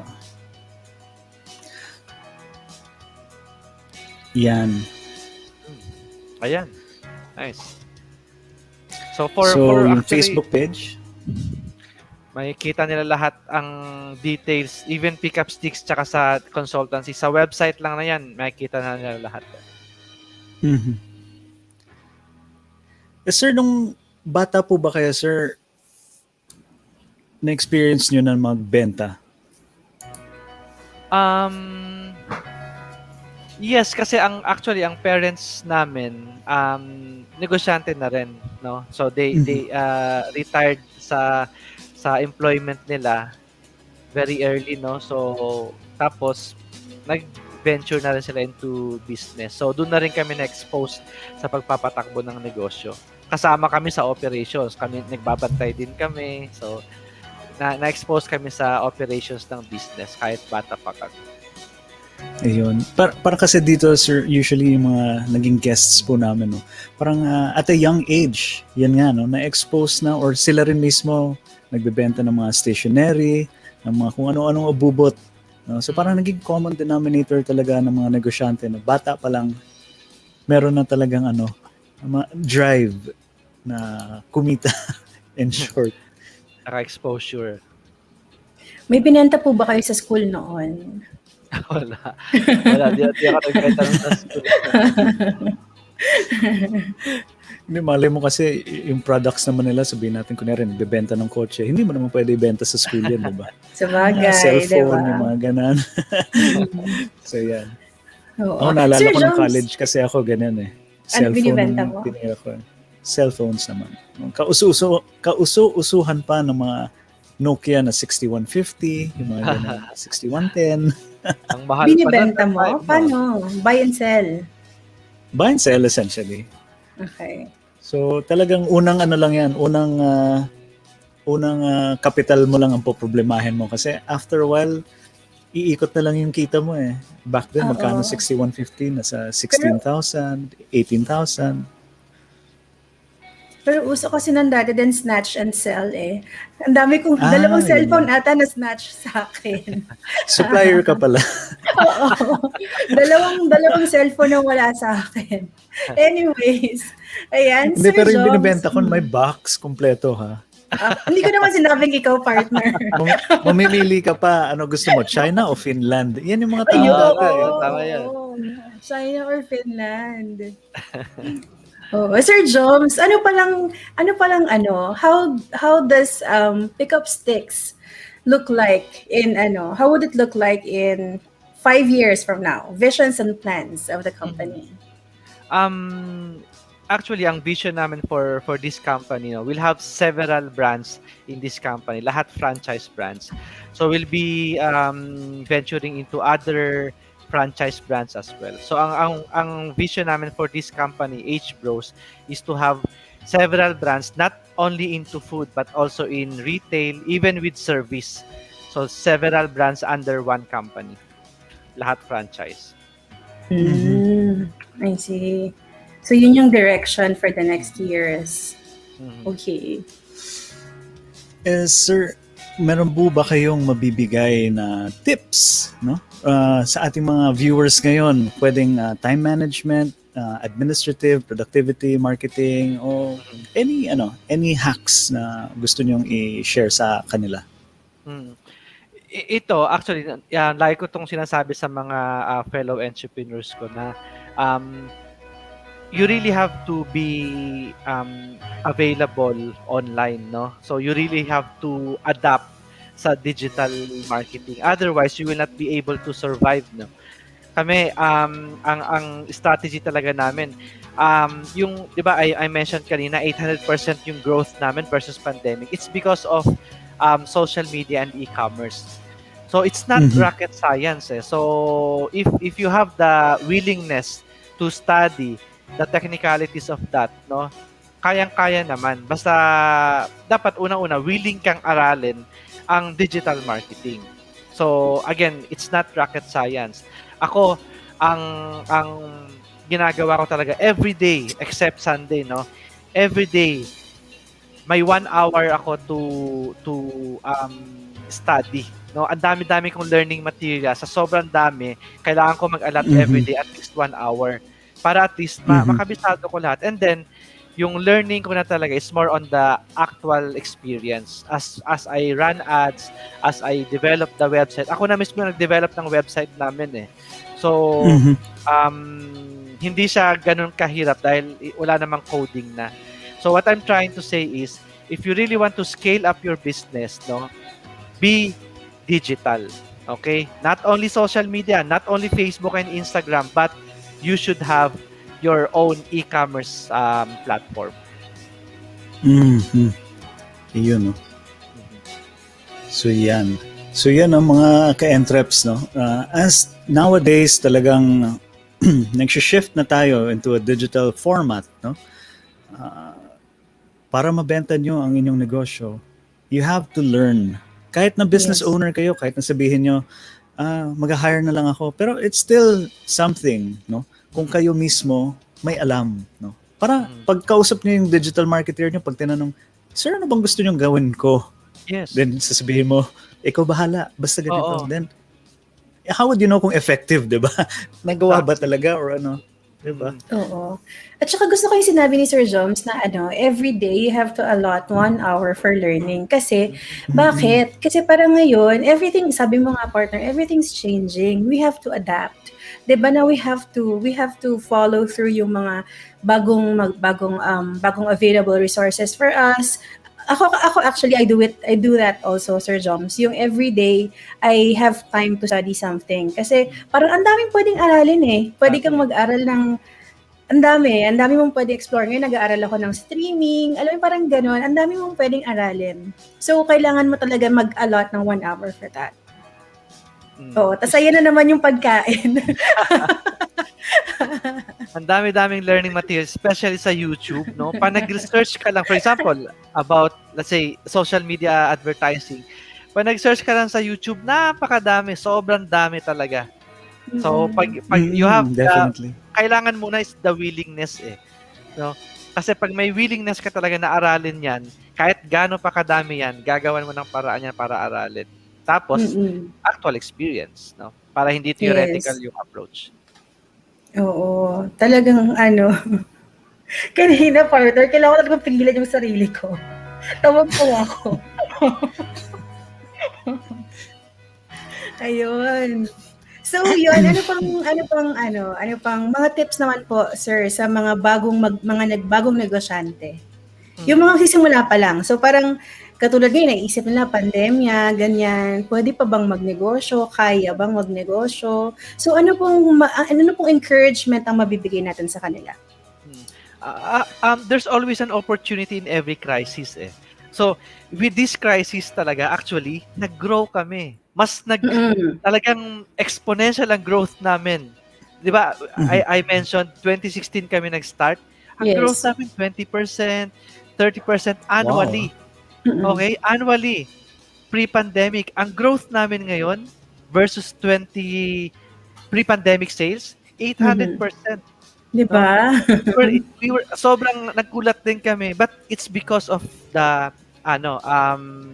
strategy that we developed. Digital talaga. Okay? Nare-reach namin kahit taga Fairview, wala kaming branch doon. Okay lang. Nakakapagpa-deliver kami doon. We can reach them with online platforms, with our strategies, no. So ang advice ko sa mga new entrepreneurs, no, always begin with an end in mind. Dapat alam mo yung goal mo. And talagang dapat focus ka to reach that goal. May pandemic man o wala, may challenges o wala, dapat ma-reach natin yung goal na yan. Kasi kung may goal ka, magkaroon man ng pandemic, gagawan mo ng paraan eh. Di ba? Kasi kung wala akong goal, nagkaroon ng pandemic, stop ko na lang yung operations. Patapusin ko na lang muna yung pandemic. Di ba? Pero ang naging strategy ko, okay, there's a pandemic, yun ang goal ko, anong strategy ko? So we develop a strategy. Okay? So begin with an end in mind and develop strategies along the way. May pandemic man o wala. Yung begin with the end in mind. Stephen Covey yan, di ba sir? Kasama yan sa mga 7 habits of successful people. Yan yung mga binabasa talaga ng mga gustong pumasok sa business, no? You have to be goal-oriented. Yes, kasi and have your vision in front of you. Oo. Once you turn it into a goal, pwede mo natanggalin yung emotion eh. Kumbaga magiging na lang drive na lang talaga siya. So yan, mga ka-entreps. Oo, very inspiring yan ha. Very inspiring tsaka empowering yung sinabi ni Sir Joms. Ayan, so mga ka-entreps, if you wanna reach, if you wanna contact them to order your own bilao, ayan, nabigyan na natin yung details. Yeah, no. But if you want to win your own bilao, katulad ni LA na nagsasabing akin na, sabi daw niya sa bilao. Sabi niya akin ka. Sabi niya, akin ka. mukhang na-claim na ang isa. Yan. Titigan mo ng mabuti, Miss LA. Oo, yan ang dinner mo, LA. Tapos, sabi niya, I'd pick up those sticks. You don't have to pick those sticks. I-deliver sa inyo ni Sir Joms. Ayan. So, kung gusto niyo mapanalunan ang isa sa 5 bilao, nandiyan ang instructions sa ating comment section. And get ready to enjoy your dinner tonight. Yay! Okay. So, yan. Sir Joms, maraming salamat po sa pag-share ninyo dito sa, pati food cam. Sige, kunyari, nag-host din yung food cam. Yan sir, no? Maraming salamat talaga. No? Ang dami natin natutunan today, lalo na with regards to business expansion and yung mga kailangan gawin ng isang kumpanya para mabuhay ngayong pandemic. No? Talagang you need to have a goal in mind. Paano nyo ba masusurvive to? No? Kasi talagang hindi natin masabi kung hanggang kailan eh. So, might as well accept. Tanggapin na natin na ganito na yung situation natin moving forward. So, prepare na kayo. And yun nga, diba? If you have successfully migrated to a digital platform, let's just say, no? Pwede nyo naman i-continue to eh. Pag natuloy, kunyari nag-normal na ulit, let's just say, pwede siyang complementary. On the side na rin eh. Additional income pa rin yan. So, wala kayong talo. It's a win-win situation if you actually do this for your company. And also, no, kung if you wanna have a business and you don't know where to start, reach out to mga franchisers, 'di ba? So you can be a franchisee. Walang distraction, partner. Sabi mo, reach out eh. Ibang reaching out. Yun eh. So reach out kasi 'di ba at least you have a system in place na you can start your business. Yun nga sabi ni partner, kailangan lang you have a cash ready, 'di ba? So if you have a cash naman talaga ready for business, why don't you invest that cash and start growing your business na?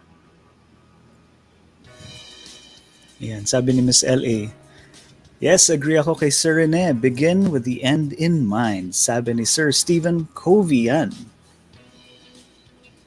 Ayan, kaya pala highly effective person si Sir Joms. Thanks sa insight, Sir Joms. God bless you more po.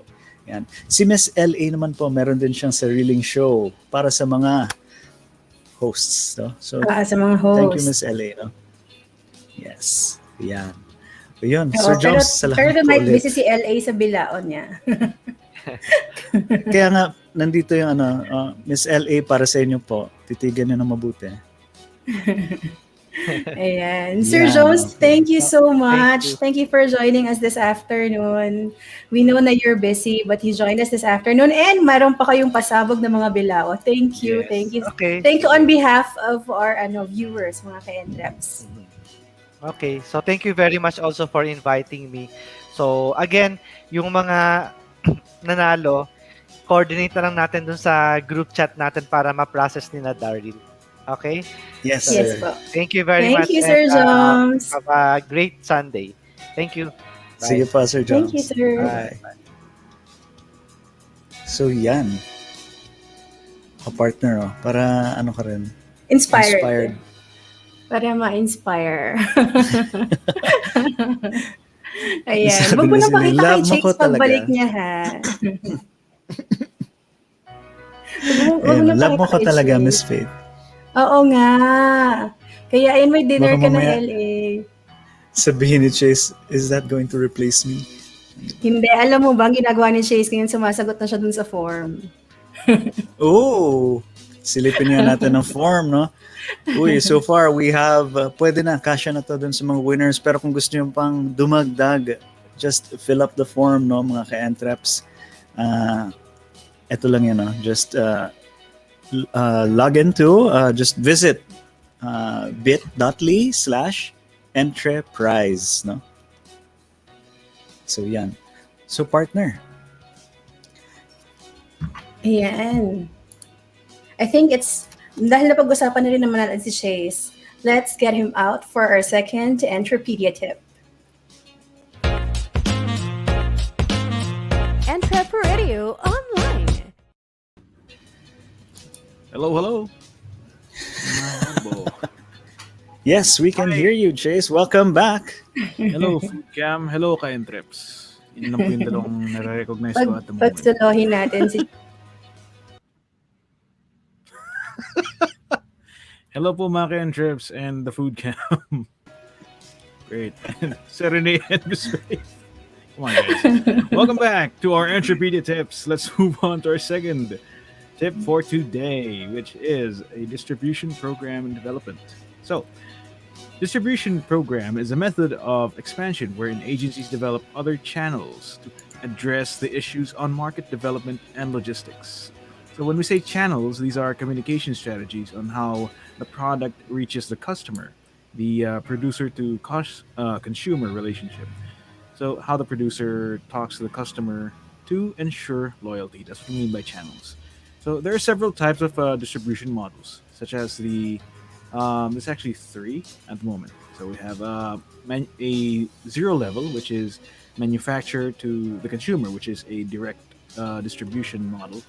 The one level, manufacturer to retailer to consumer. Then the two levels, which is the manufacturer to wholesaler to retail to consumer. A lot of words. And that was our second Entropedia tip, distribution program development. Yun, no? Si Faith medyo nawala lang kasi alam natin na may katabi siyang bilao. Well then, sinamahan na niya yung food cam. Great. So Chase, what's your take on this distribution development program? Ano ba to? So the distribution, well, let's start off with that. This is just as the tip mentioned, focus on market development and logistics, which is something you're going to be wanting to worry about as you expand your business. So there are a few terms that was mentioned on the tip. We'll get. Let me give us a brief description on what they are. So, when we say manufacturer, is this essentially those that create the product? A wholesaler are those that house and sell large amount of the product to retailers. Retailer and the retailers, those are the ones that buy those large amount of products from wholesalers who then sell it directly to the customers. Such as examples of retailers are department stores, clothing shops, which all feature several items of different brands. So those are retailers. And lastly, the consumer, which I think we're all familiar with, is the customer. Us, you, me, everyone who consumes stuff, that's us. We're the consumers. So for many startup entrepreneurs or businesses, they will actively be their own manufacturer who directly sells to customers. So they'll be starting off at the zero level distribution plan. Zero level, okay. Yes. And as your business grows, you're gonna have to start thinking about your future distribution plans and how you expanding will affect that. So, say if you were to choose going wholesale, this would probably entail benefits such as having the potential to reach a larger audience through your brand, like being visible to a whole lot more people. Also being able to reach international levels. So there's those are the advantages of wholesale, but also you gotta one of the other things that you need to consider is your brand, because since you're providing your produce to retailers, you're gonna be entrusting them with your brand, and you don't have control over the retailers. They just buy what you have, and they'll be the ones who sell it for you. Another thing is you're still gonna need to market your product. The retailers can't do that themselves. You still have to do that and reach out to even more customers and retailers as a wholesaler. So, also one of the things that I've also noticed is the warehouse space. Being a wholesaler means you have a lot of the product, a whole heck of a lot of the product, and you're gonna need space to warehouses to house all of that stock to sell to the retailers. So you're gonna have to worry about that. Whereas if you were to be a retailer, you would be avoiding the disadvantages of what being a wholesaler is. You know, the warehouse, the remaining keeping your brand and everything. But the advantages is you are just targeting a specific consumer base, while also like having a personal connection to your customers, understanding their habits, how often they buy things, like learning their patterns in a way, and you have control over the brand identity. So those are the things that you gotta consider if you're planning to expand, and those are my thoughts on this. Lots of big words, lots of strategies, lots of things to consider. So, yan na nga, no? If you're looking at expanding your business, as Chase mentioned, no, there's the zero level, meaning direct na nagbebenta kayo sa mga customers nyo. If medyo lumaki na kayo, meron na kayong mga retailers na sila na magbebenta sa consumer. So that's one level. Ikaw, your retailer, then the consumer, no? And if it's the two levels level, so there's you, the manufacturer, then the wholesaler, then the retailer, then the consumer. So, yun na nga, no? You have to think of it that way then para malaman nyo how will you expand, no? How big do you want to go? No? So, yan. So, Chase, thank you very much. Oh, teka, since wala pa si Partner Faith, usap muna tayo, Chase. Ano sa tingin mo ang... what can you say about our guest earlier? May natutunan ka rin ba? Apart from the food you just showed me. Apart from the food. Tinabi niya sa akin. Pero yeah,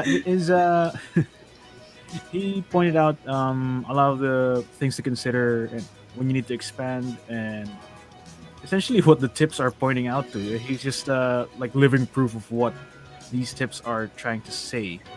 And It's very very insightful in a way because this is like actual evidence of what it means to be someone who's expanding their business.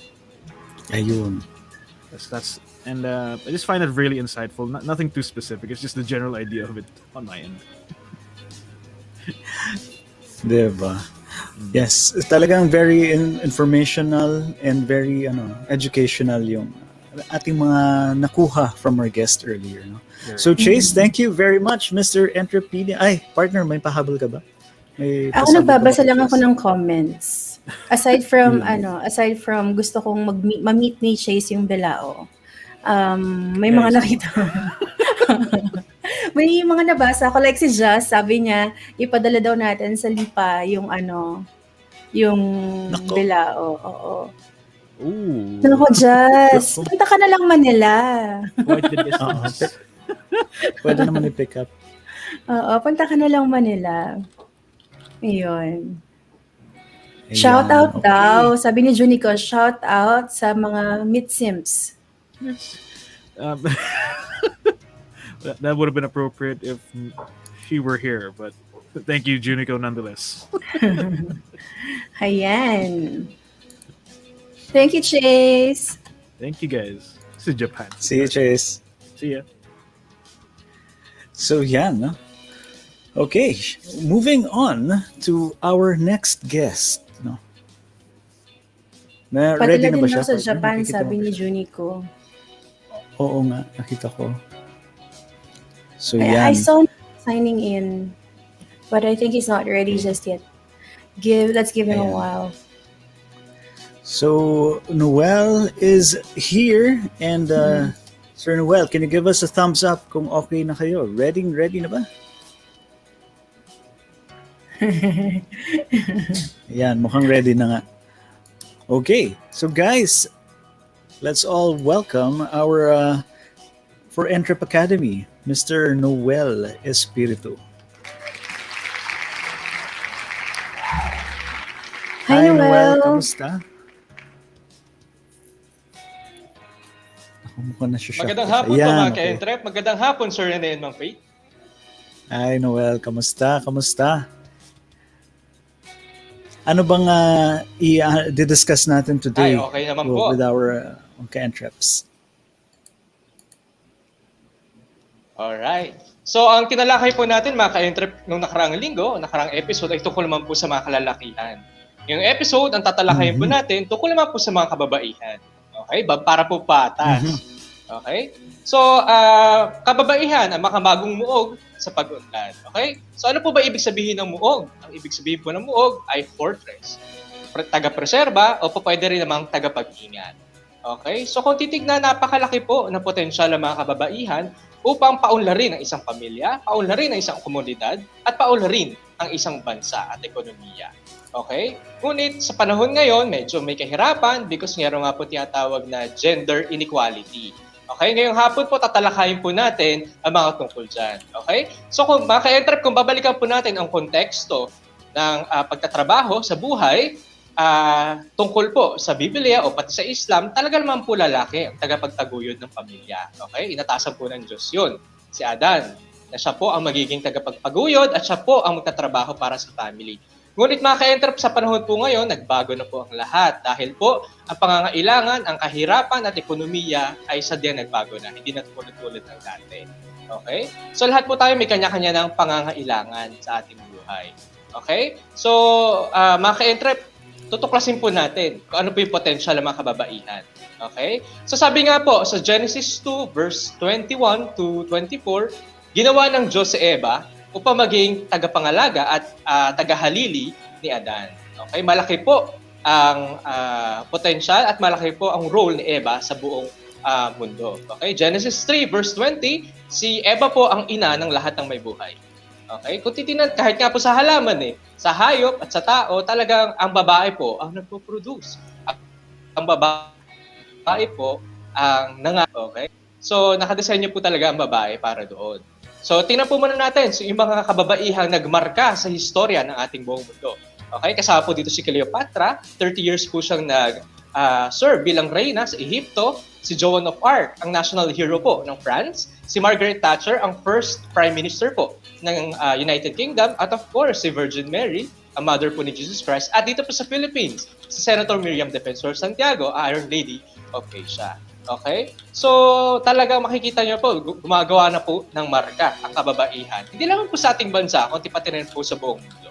Okay? Ayon nga po sa World Economic Forum, so gumawa po sila ng isang ahensya na tututok po sa gender equality ng mundo at iba't ibang bansa. Ang tawag po dito ay Global Gender Gap Report. Ito po in-establish noong 2006. Okay? So according po dito, ang Pilipinas po ay pang-13 sa 153 bansa na talaga nagpapatupad ng equality.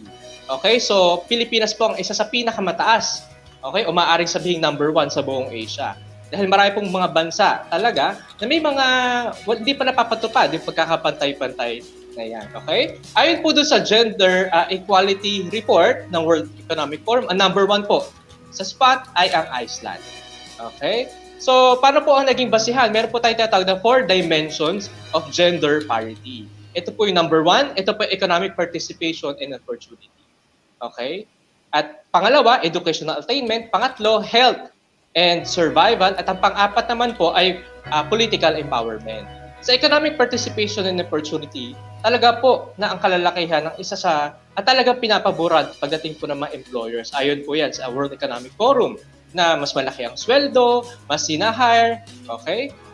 Dito po medyo ang hirap po talagang i-achieve, okay? Pero pagdating po sa educational attainment, mataas po ang grado ng Pilipinas. Yung ibig sabihin, marami pong mga Pilipina talaga, mga Pinay na nakakapag-aral at nakakapagtapos ng pag-aaral, nagiging professional. Isa po sila sa mga nag-aambag sa workforce upang umunlad po ang ating ekonomiya. Pangatlo po, ang health and survival. According nga po sa medical studies, mas mahaba po na 5 taon ang buhay ng kababaihan kaysa sa kalalakihan.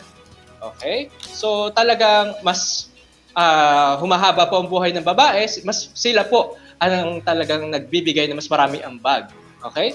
Pang-apat, political empowerment.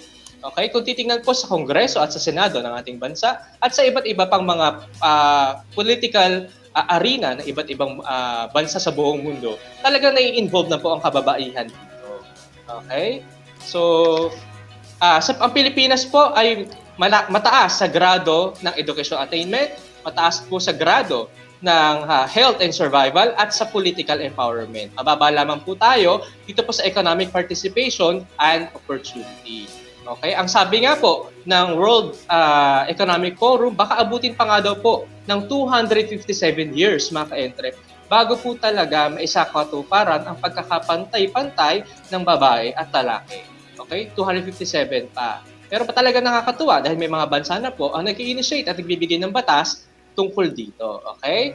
So, dito po sa Pilipinas, meron po tayong 2.3 million na mga OFW. So, mga ka-entrep, saludo po kami dyan sa mga OFW na nagbibigay po na ambag sa ating bansa. At mga ka-entrep, 56% po ng mga OFW ay babae. Okay? Tinaasan pa po niya ang mga kalalakihan. 56.0%. So, ang ibig sabihin talagang nai-involve na ang mga kababaihan sa pagpapataguyod ng bawat pamilya at pagtataguyod po ng ekonomiya ng isang bansa. Share ko lang po mga ka-entrep alam niyo po ba yung H&M company, yung clothing line na kumpanya na international, 80% po doon ng kanilang mga empleyado ay babae. 77% naman po ang store managers, 44% naman po yung mga country managers, at 7 out of 11 board members po ay babae. Ang sabi nga po ng CEO ng H&M, napakalaki po ng utang na loob nila sa mga kababaihan dahil sila po ang dahilan kung bakit umangat at umasenso ang kanilang kumpanyang H&M. Mga ka-entrep, nakita ninyo, may potential po talaga. Okay? Sabi na nga po sa isang datos from World Economic Forum, 1/3 po ng mga kalalakihan ang hindi tumutulong sa kababaihan pagdating sa household chores. Ako, talagang dito po kasi sa bansa natin, nakadesenyo talaga ang babae na pambahay nga. Balikan po muna natin yung ating history. Okay? According po sa UP Diliman, sa Philippine History Studies, noong unang panahon, 2,000 years ago, talagang pantay po ang lalaki at babae sa ating bansa. Equal po yan. Okay? Sabi nga po, yung tinayo po yung payo. Ito po yung, if you go rice terraces, 50% po na nagtayo po niyan ay mga kababaihan. Ngunit itong dumating ang mga Espanyol, ang mga Kastila noong ika-16th century, nagbago po ang lahat. Okay? Noong unang panahon, bawal na po talaga mag-aral ang mga kababaihan, bawal po ma-expose. So, ibig sabihin, nalimitahan po ang kanilang potensyal na lumago o umunlad. Okay? So, kung babalikan natin sa history, noong 1888, meron pong 8 kababaihan, isa na po doon si Alberta Santos from Malolos, Bulacan, ang nagpetisyon po sa Gobernador General dito po sa bansang Pilipinas na magtayo po ng eskwelahan at pag-aralin naman po sila dahil karapatan po yun ng mga kababaihan. Nagsisimula po na magtayo ng eskwelahan at tumanggap ang mga eskwelahan ng mga kababaihan dahil po doon sa 8 mga babae na yun. Okay? Unti-unti, natatanggap na po ng mga ka-entrep, natatanggap na po ng iba't ibang bansa ang kapangyarihan ng isang babae para baguhin ang mundo at magbigay ng ambag sa pag-unlad. Okay? So, ang sabi nga po napakalaki po ng ambag ng babae. Bakit po? Babae po kasi ang nidesisyon sa paggastos. Okay? Sabi nga po sa pag-aaral ng World Economic Forum, 94% po ng gastusin pagtungkol sa furnitures, ang babae po ang nag-iisip. 92% po sa bakasyon, 91% sa loob ng bahay, babae po ang nagdesisyon, 60% sa paggastos ng automobiles, at 51% naman po sa consumer electronics. So, ang ibig sabihin, babae po kasi ang nagdesisyon, o ibig sabihin magastos. Diba? Sila po yung mga spenders. Okay? So, yung pag isang ekonomiya po ay umuunlad, syempre marami po gumagastos doon. Okay? So, fact lang po, mga ka-entrep, Curaçao po ang may pinakamaraming babae, bansang Curaçao, sa buong mundo. Okay? Mataas po, halos 60% po ng mga tao po doon ay kababaihan. Dito po sa Pilipinas ay 49.9. At inaasahan na sa pagsapit ng 2025, aangat pa po ang populasyon ng mga kababaihan dito sa ating bansa. Okay? So, ang sabi nga po, Proverbs 3 verse 15, she is more precious than rubies. Okay? Sa mga kalalakihan na nakakarinig ngayon, diba? Sa may asawa at sa mag-aasawa pa lang, pahalagahan po natin ang kababaihan. Tulungan po natin silang tuklasin ang kanilang kalakasan at empower po ito at gamitin sa pag-unlad. Napakalaki po ng potensyal ng mga kababaihan po natin. Isa po yan sa yaman ng isang bansa. Okay? So, para po sa mga kababaihan, tandaan po ninyo, okay? Psalm 46 verse 5, God is within her. She shall not be moved. Okay? So, ang Diyos po, palagi tayong kasama at palagi rin po yung kasama. Tuklasin po natin ang ating kalakasan patungo po sa pag-unlad. Sir Rene and Ma'am Faith? Yun, no? Thank you very much, Noel. Partner, ano bang masasabi mo doon? Ikaw muna. Anong masasabi mo sa mga sinabi ni Noel? Hindi naman ako kababaihan. Hindi nga from a man's perspective. Hindi, pero biologically, mas marami talaga ang babae kasi XX ang chromosome nila. They have about 75% more chances. Ang chances, no, ang ratio bale, na maging female ang magiging anak nyo. Kasi nga, XX and XY ang chromosomes, no? So, mas marami talaga na chance maging babae. No? So, sa statistics-wise, sa population talaga, mas maraming kababaihan. So, kung hindi natin sila i-empower, hindi natin sila bibigyan ng opportunities, ida-down natin yung mga kind of negative behaviors na dating umiiral, no, sa ating society, sayang din ang productivity. In short, yung mga mako-contribute nila kasi wala naman sa lalaki lang ang talino, ang galing, no? Nasa lahat ng tao yan, no? So I don't know nowadays kung meron pa bang mga types of people na nag-iisip ng ganon. I guess meron, syempre, no? Hindi pwede mawala yan kasi lahat ng klaseng tao nasa mundo. So baka kapitbahay or kamag-anak, di ba? So sa akin, okay talaga na ma-play up, ma-push natin to na we help empower the women, no? Not just in our lives, no, but everyone, no? Kahit hindi natin kilala, we have to give chances, we have to give opportunities, di ba?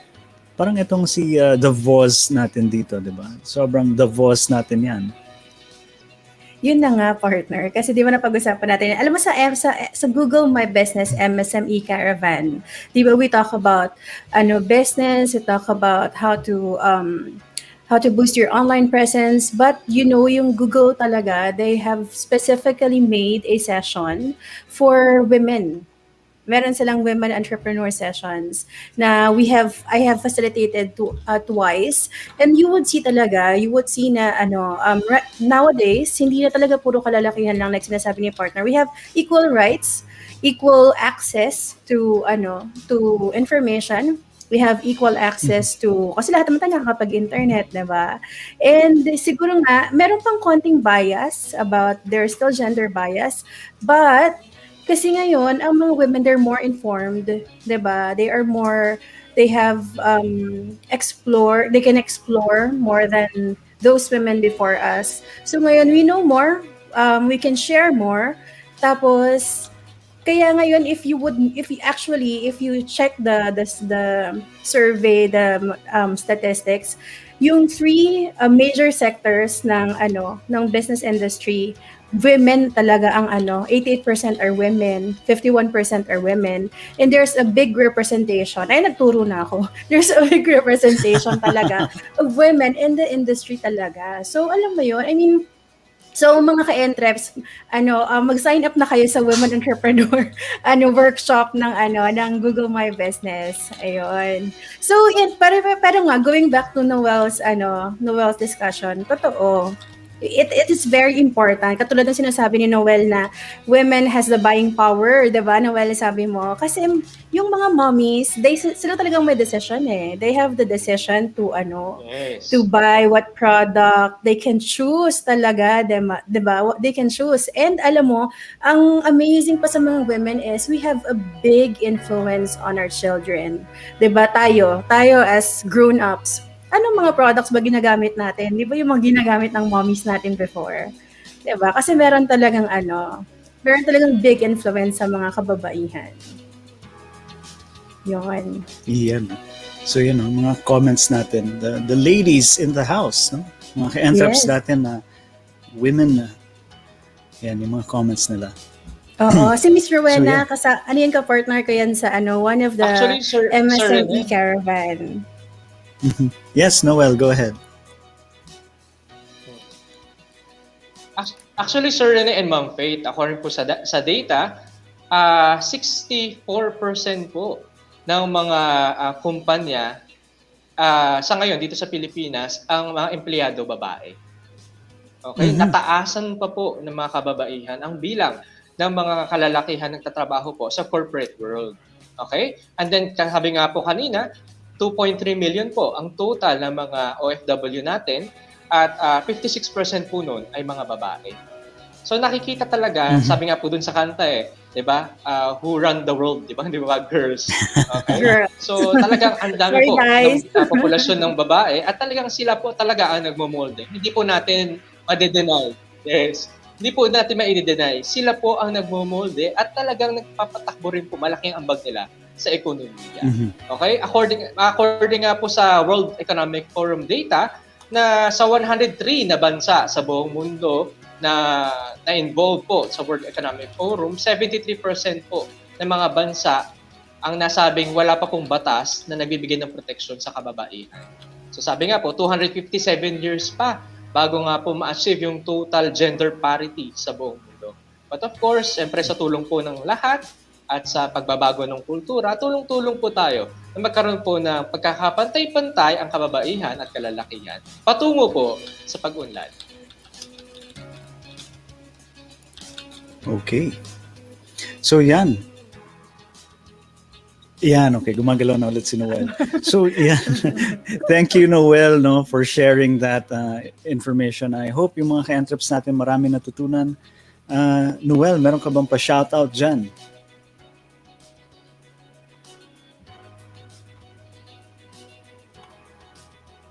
Ay, opo. Mga ka-entrep, okay, binabati ko po si Ma'am Juseli Kasim. Advance happy birthday. Birthday po niya sa Friday. At ang Legendary Life, International Legendary Financial Educators. ang Team Empire, Team Supremos, si Ma'am Jude Mapalo, at pinabati ko po ang lahat ng mga ka-entrep na nakatutok po ngayon. Okay? So kita ko mga ka-entrep sa susunod na episode ng EntrepRadio at Entrep Academy. Okay? So magandang hapon po at thank you very much. Thank you, Noel. Ayun. Thank you, Noel. Ayan. So, yan, no? Oo, partner, shinare ko pala yung YouTube channel ng Google My Philippines if they want to be updated kung merong Google My Business Caravan. Kasi marami talaga kayong matututunan sa Google My Business MSME Caravan. We discuss a lot of topics. Meron tayong women empowerment that is very related dun sa pinag-uusapan natin ngayon. And how to grow your business through social media, diba? So guys, join Google Philippines, Google MSME Caravan, no? Para marami pa kayong matutunan. So yan, partner. Yan, we are now waiting for Mr. Entrepedia if he's ready for our third tip.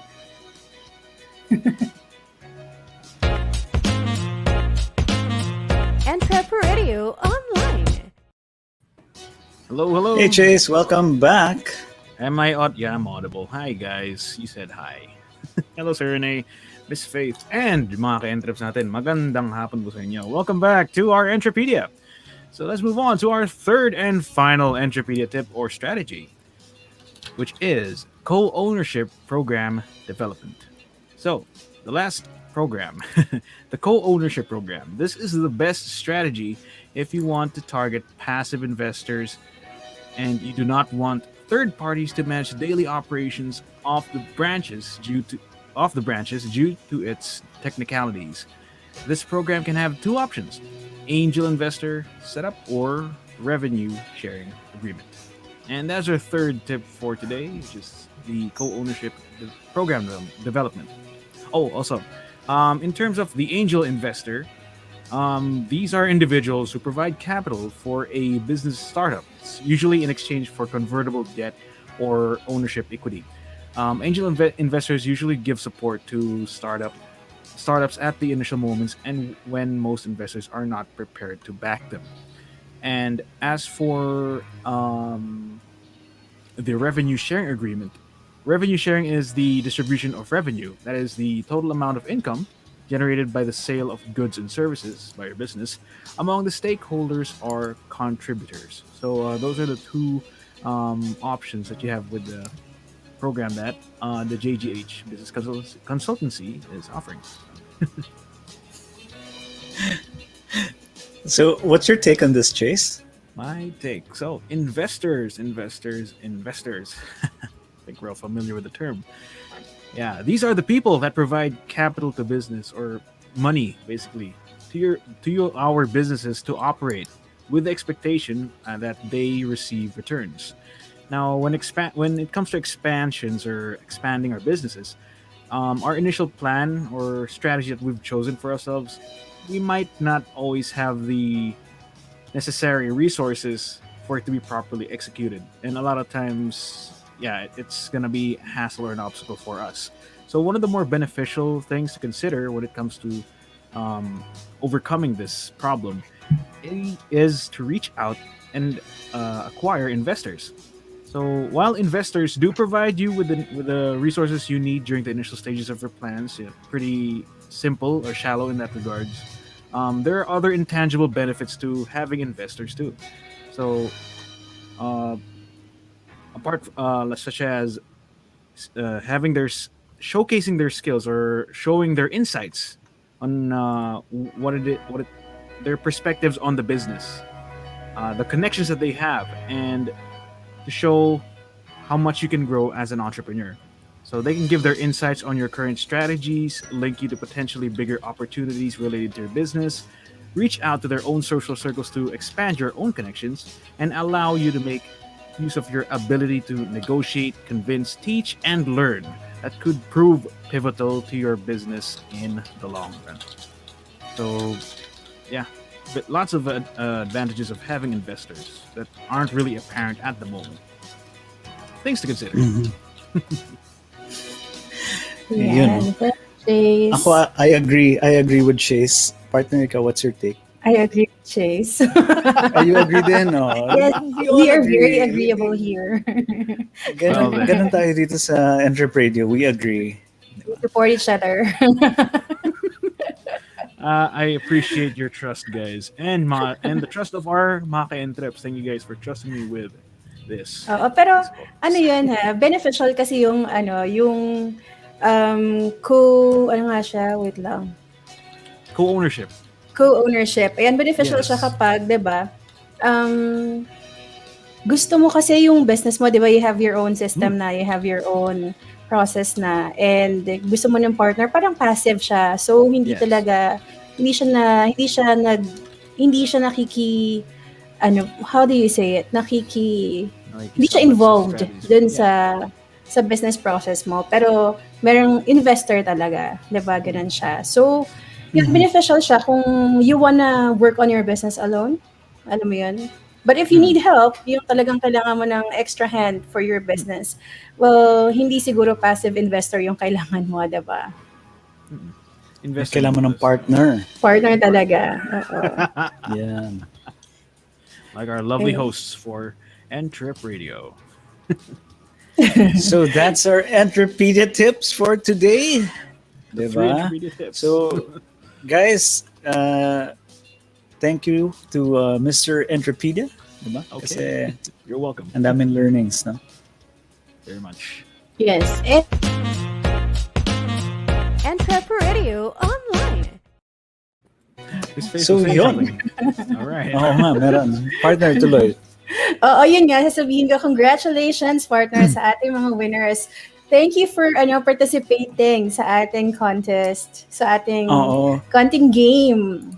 Ayan. And we will get in touch with you pala in case you're still watching, no? To get your addresses para ipapadala natin sa PICKupSTICKS, no? Para mapadala sa inyo ang inyong prize. Pero i-announce natin yung names nila. The first winner is Miss Kathleen Magalion Banyaria. Banyaria. Second is si Jazz. From Lipa, all the way from Lipa City. Pero parang i-divert, no? Oo. May may nominate naman siya na ibang recipient. May beneficiary. May beneficiary. Ayan. Oo. Tapos si Miss LA, Lady Ann Briguera. Sabi niya kasi akin ka. Kinausap ang bilao. Sa kanya. Claim it. Na-claim niya na. Ayan. Sabi niya, sa kanya na daw ang bilao. Okay.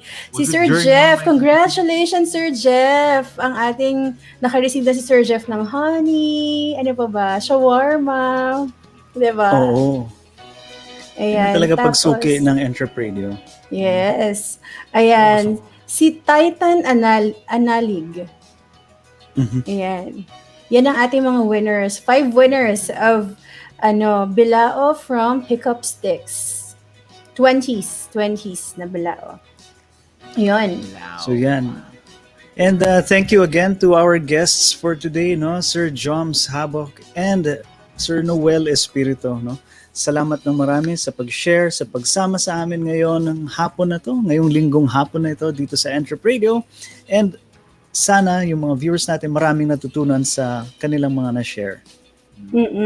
And yun nga, speaking of mga ka-entreps natin, madaming natutunan. Thank you so much for joining us this afternoon. We'll see you again next week, mga ka-entreps.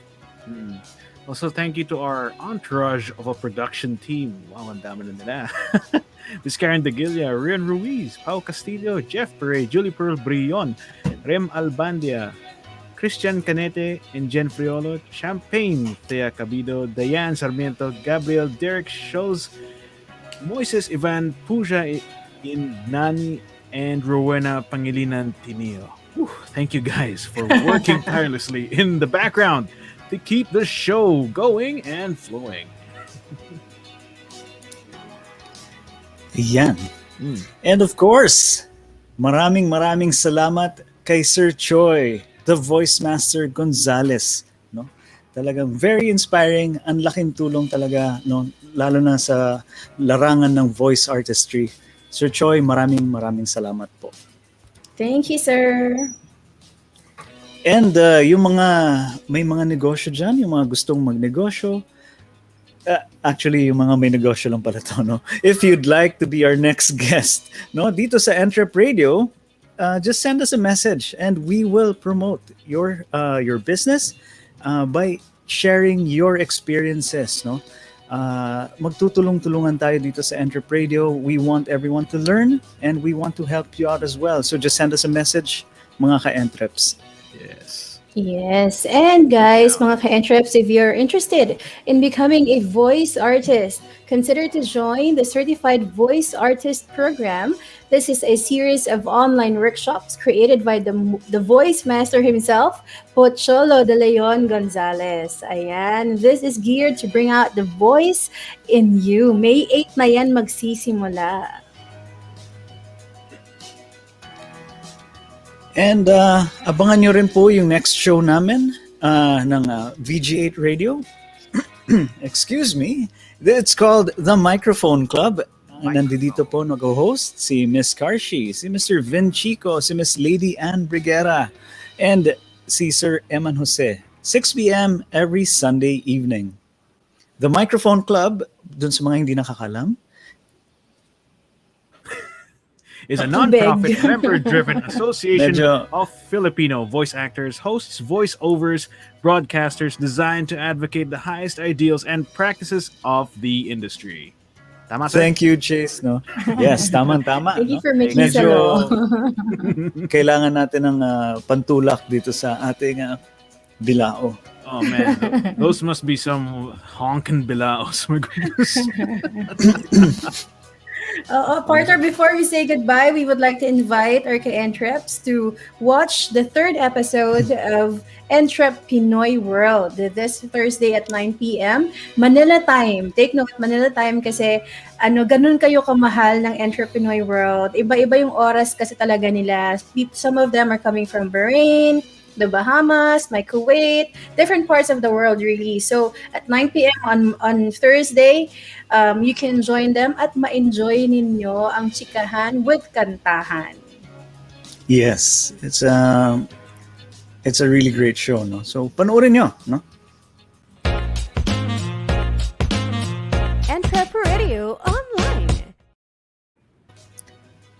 Sa pamumuno ng isa sa pinakakilalang influential speaker sa buong Pilipinas, Pocholo the Voice Master Gonzalez, ma-inspire at ma-inform sa talakayan ng inyong mga ka-entreps sa online radio kasama ang inyong lingkod, Rene the Envoy Storalba. And your one and only provider of entrepreneurial wisdom, your Mr. Entrepedia, Stephen Chase Lemon. Yes, and the only rose among these handsome thorns, Faith, the Voz Pastrana. Ito po ay hatid sa inyo ng Creative Voices Productions, Creative Vision Studio, Creative Sound Studio, VG8 Radio, Voice from Home, at the Voice Master Channel. This is EntrepRadio Online, the voice of Filipino entrepreneurs. Thank you so much, guys. See you next week. Bye-bye. Bye. Thanks, guys, mga ka-entrep. Inyong natunghayan ng isa na namang edisyon ng EntrepRadio Online. Samahan niyo muli kami sa susunod na linggo, alas 2 hanggang alas 4 ng hapon, sa paghahatid sa inyo ng napapanahong kaalaman sa pagsisimula ng inyong pangkabuhayan. Brought to you by Creative Voices Productions, Creative Vision Studio, VG8 Radio, Voice from Home, Voice Acting Project, at ng The Voice Master Channel. Inyong nakasama ang inyong mga lingkod na sina Rene, the Envoy Storalba, at Faith, the Voz Pastrana. At ito ang EntrepRadio Online, the voice of Filipino entrepreneurs. Don't forget to like our Facebook page, EntrepRadio, and to always watch VG8 Radio.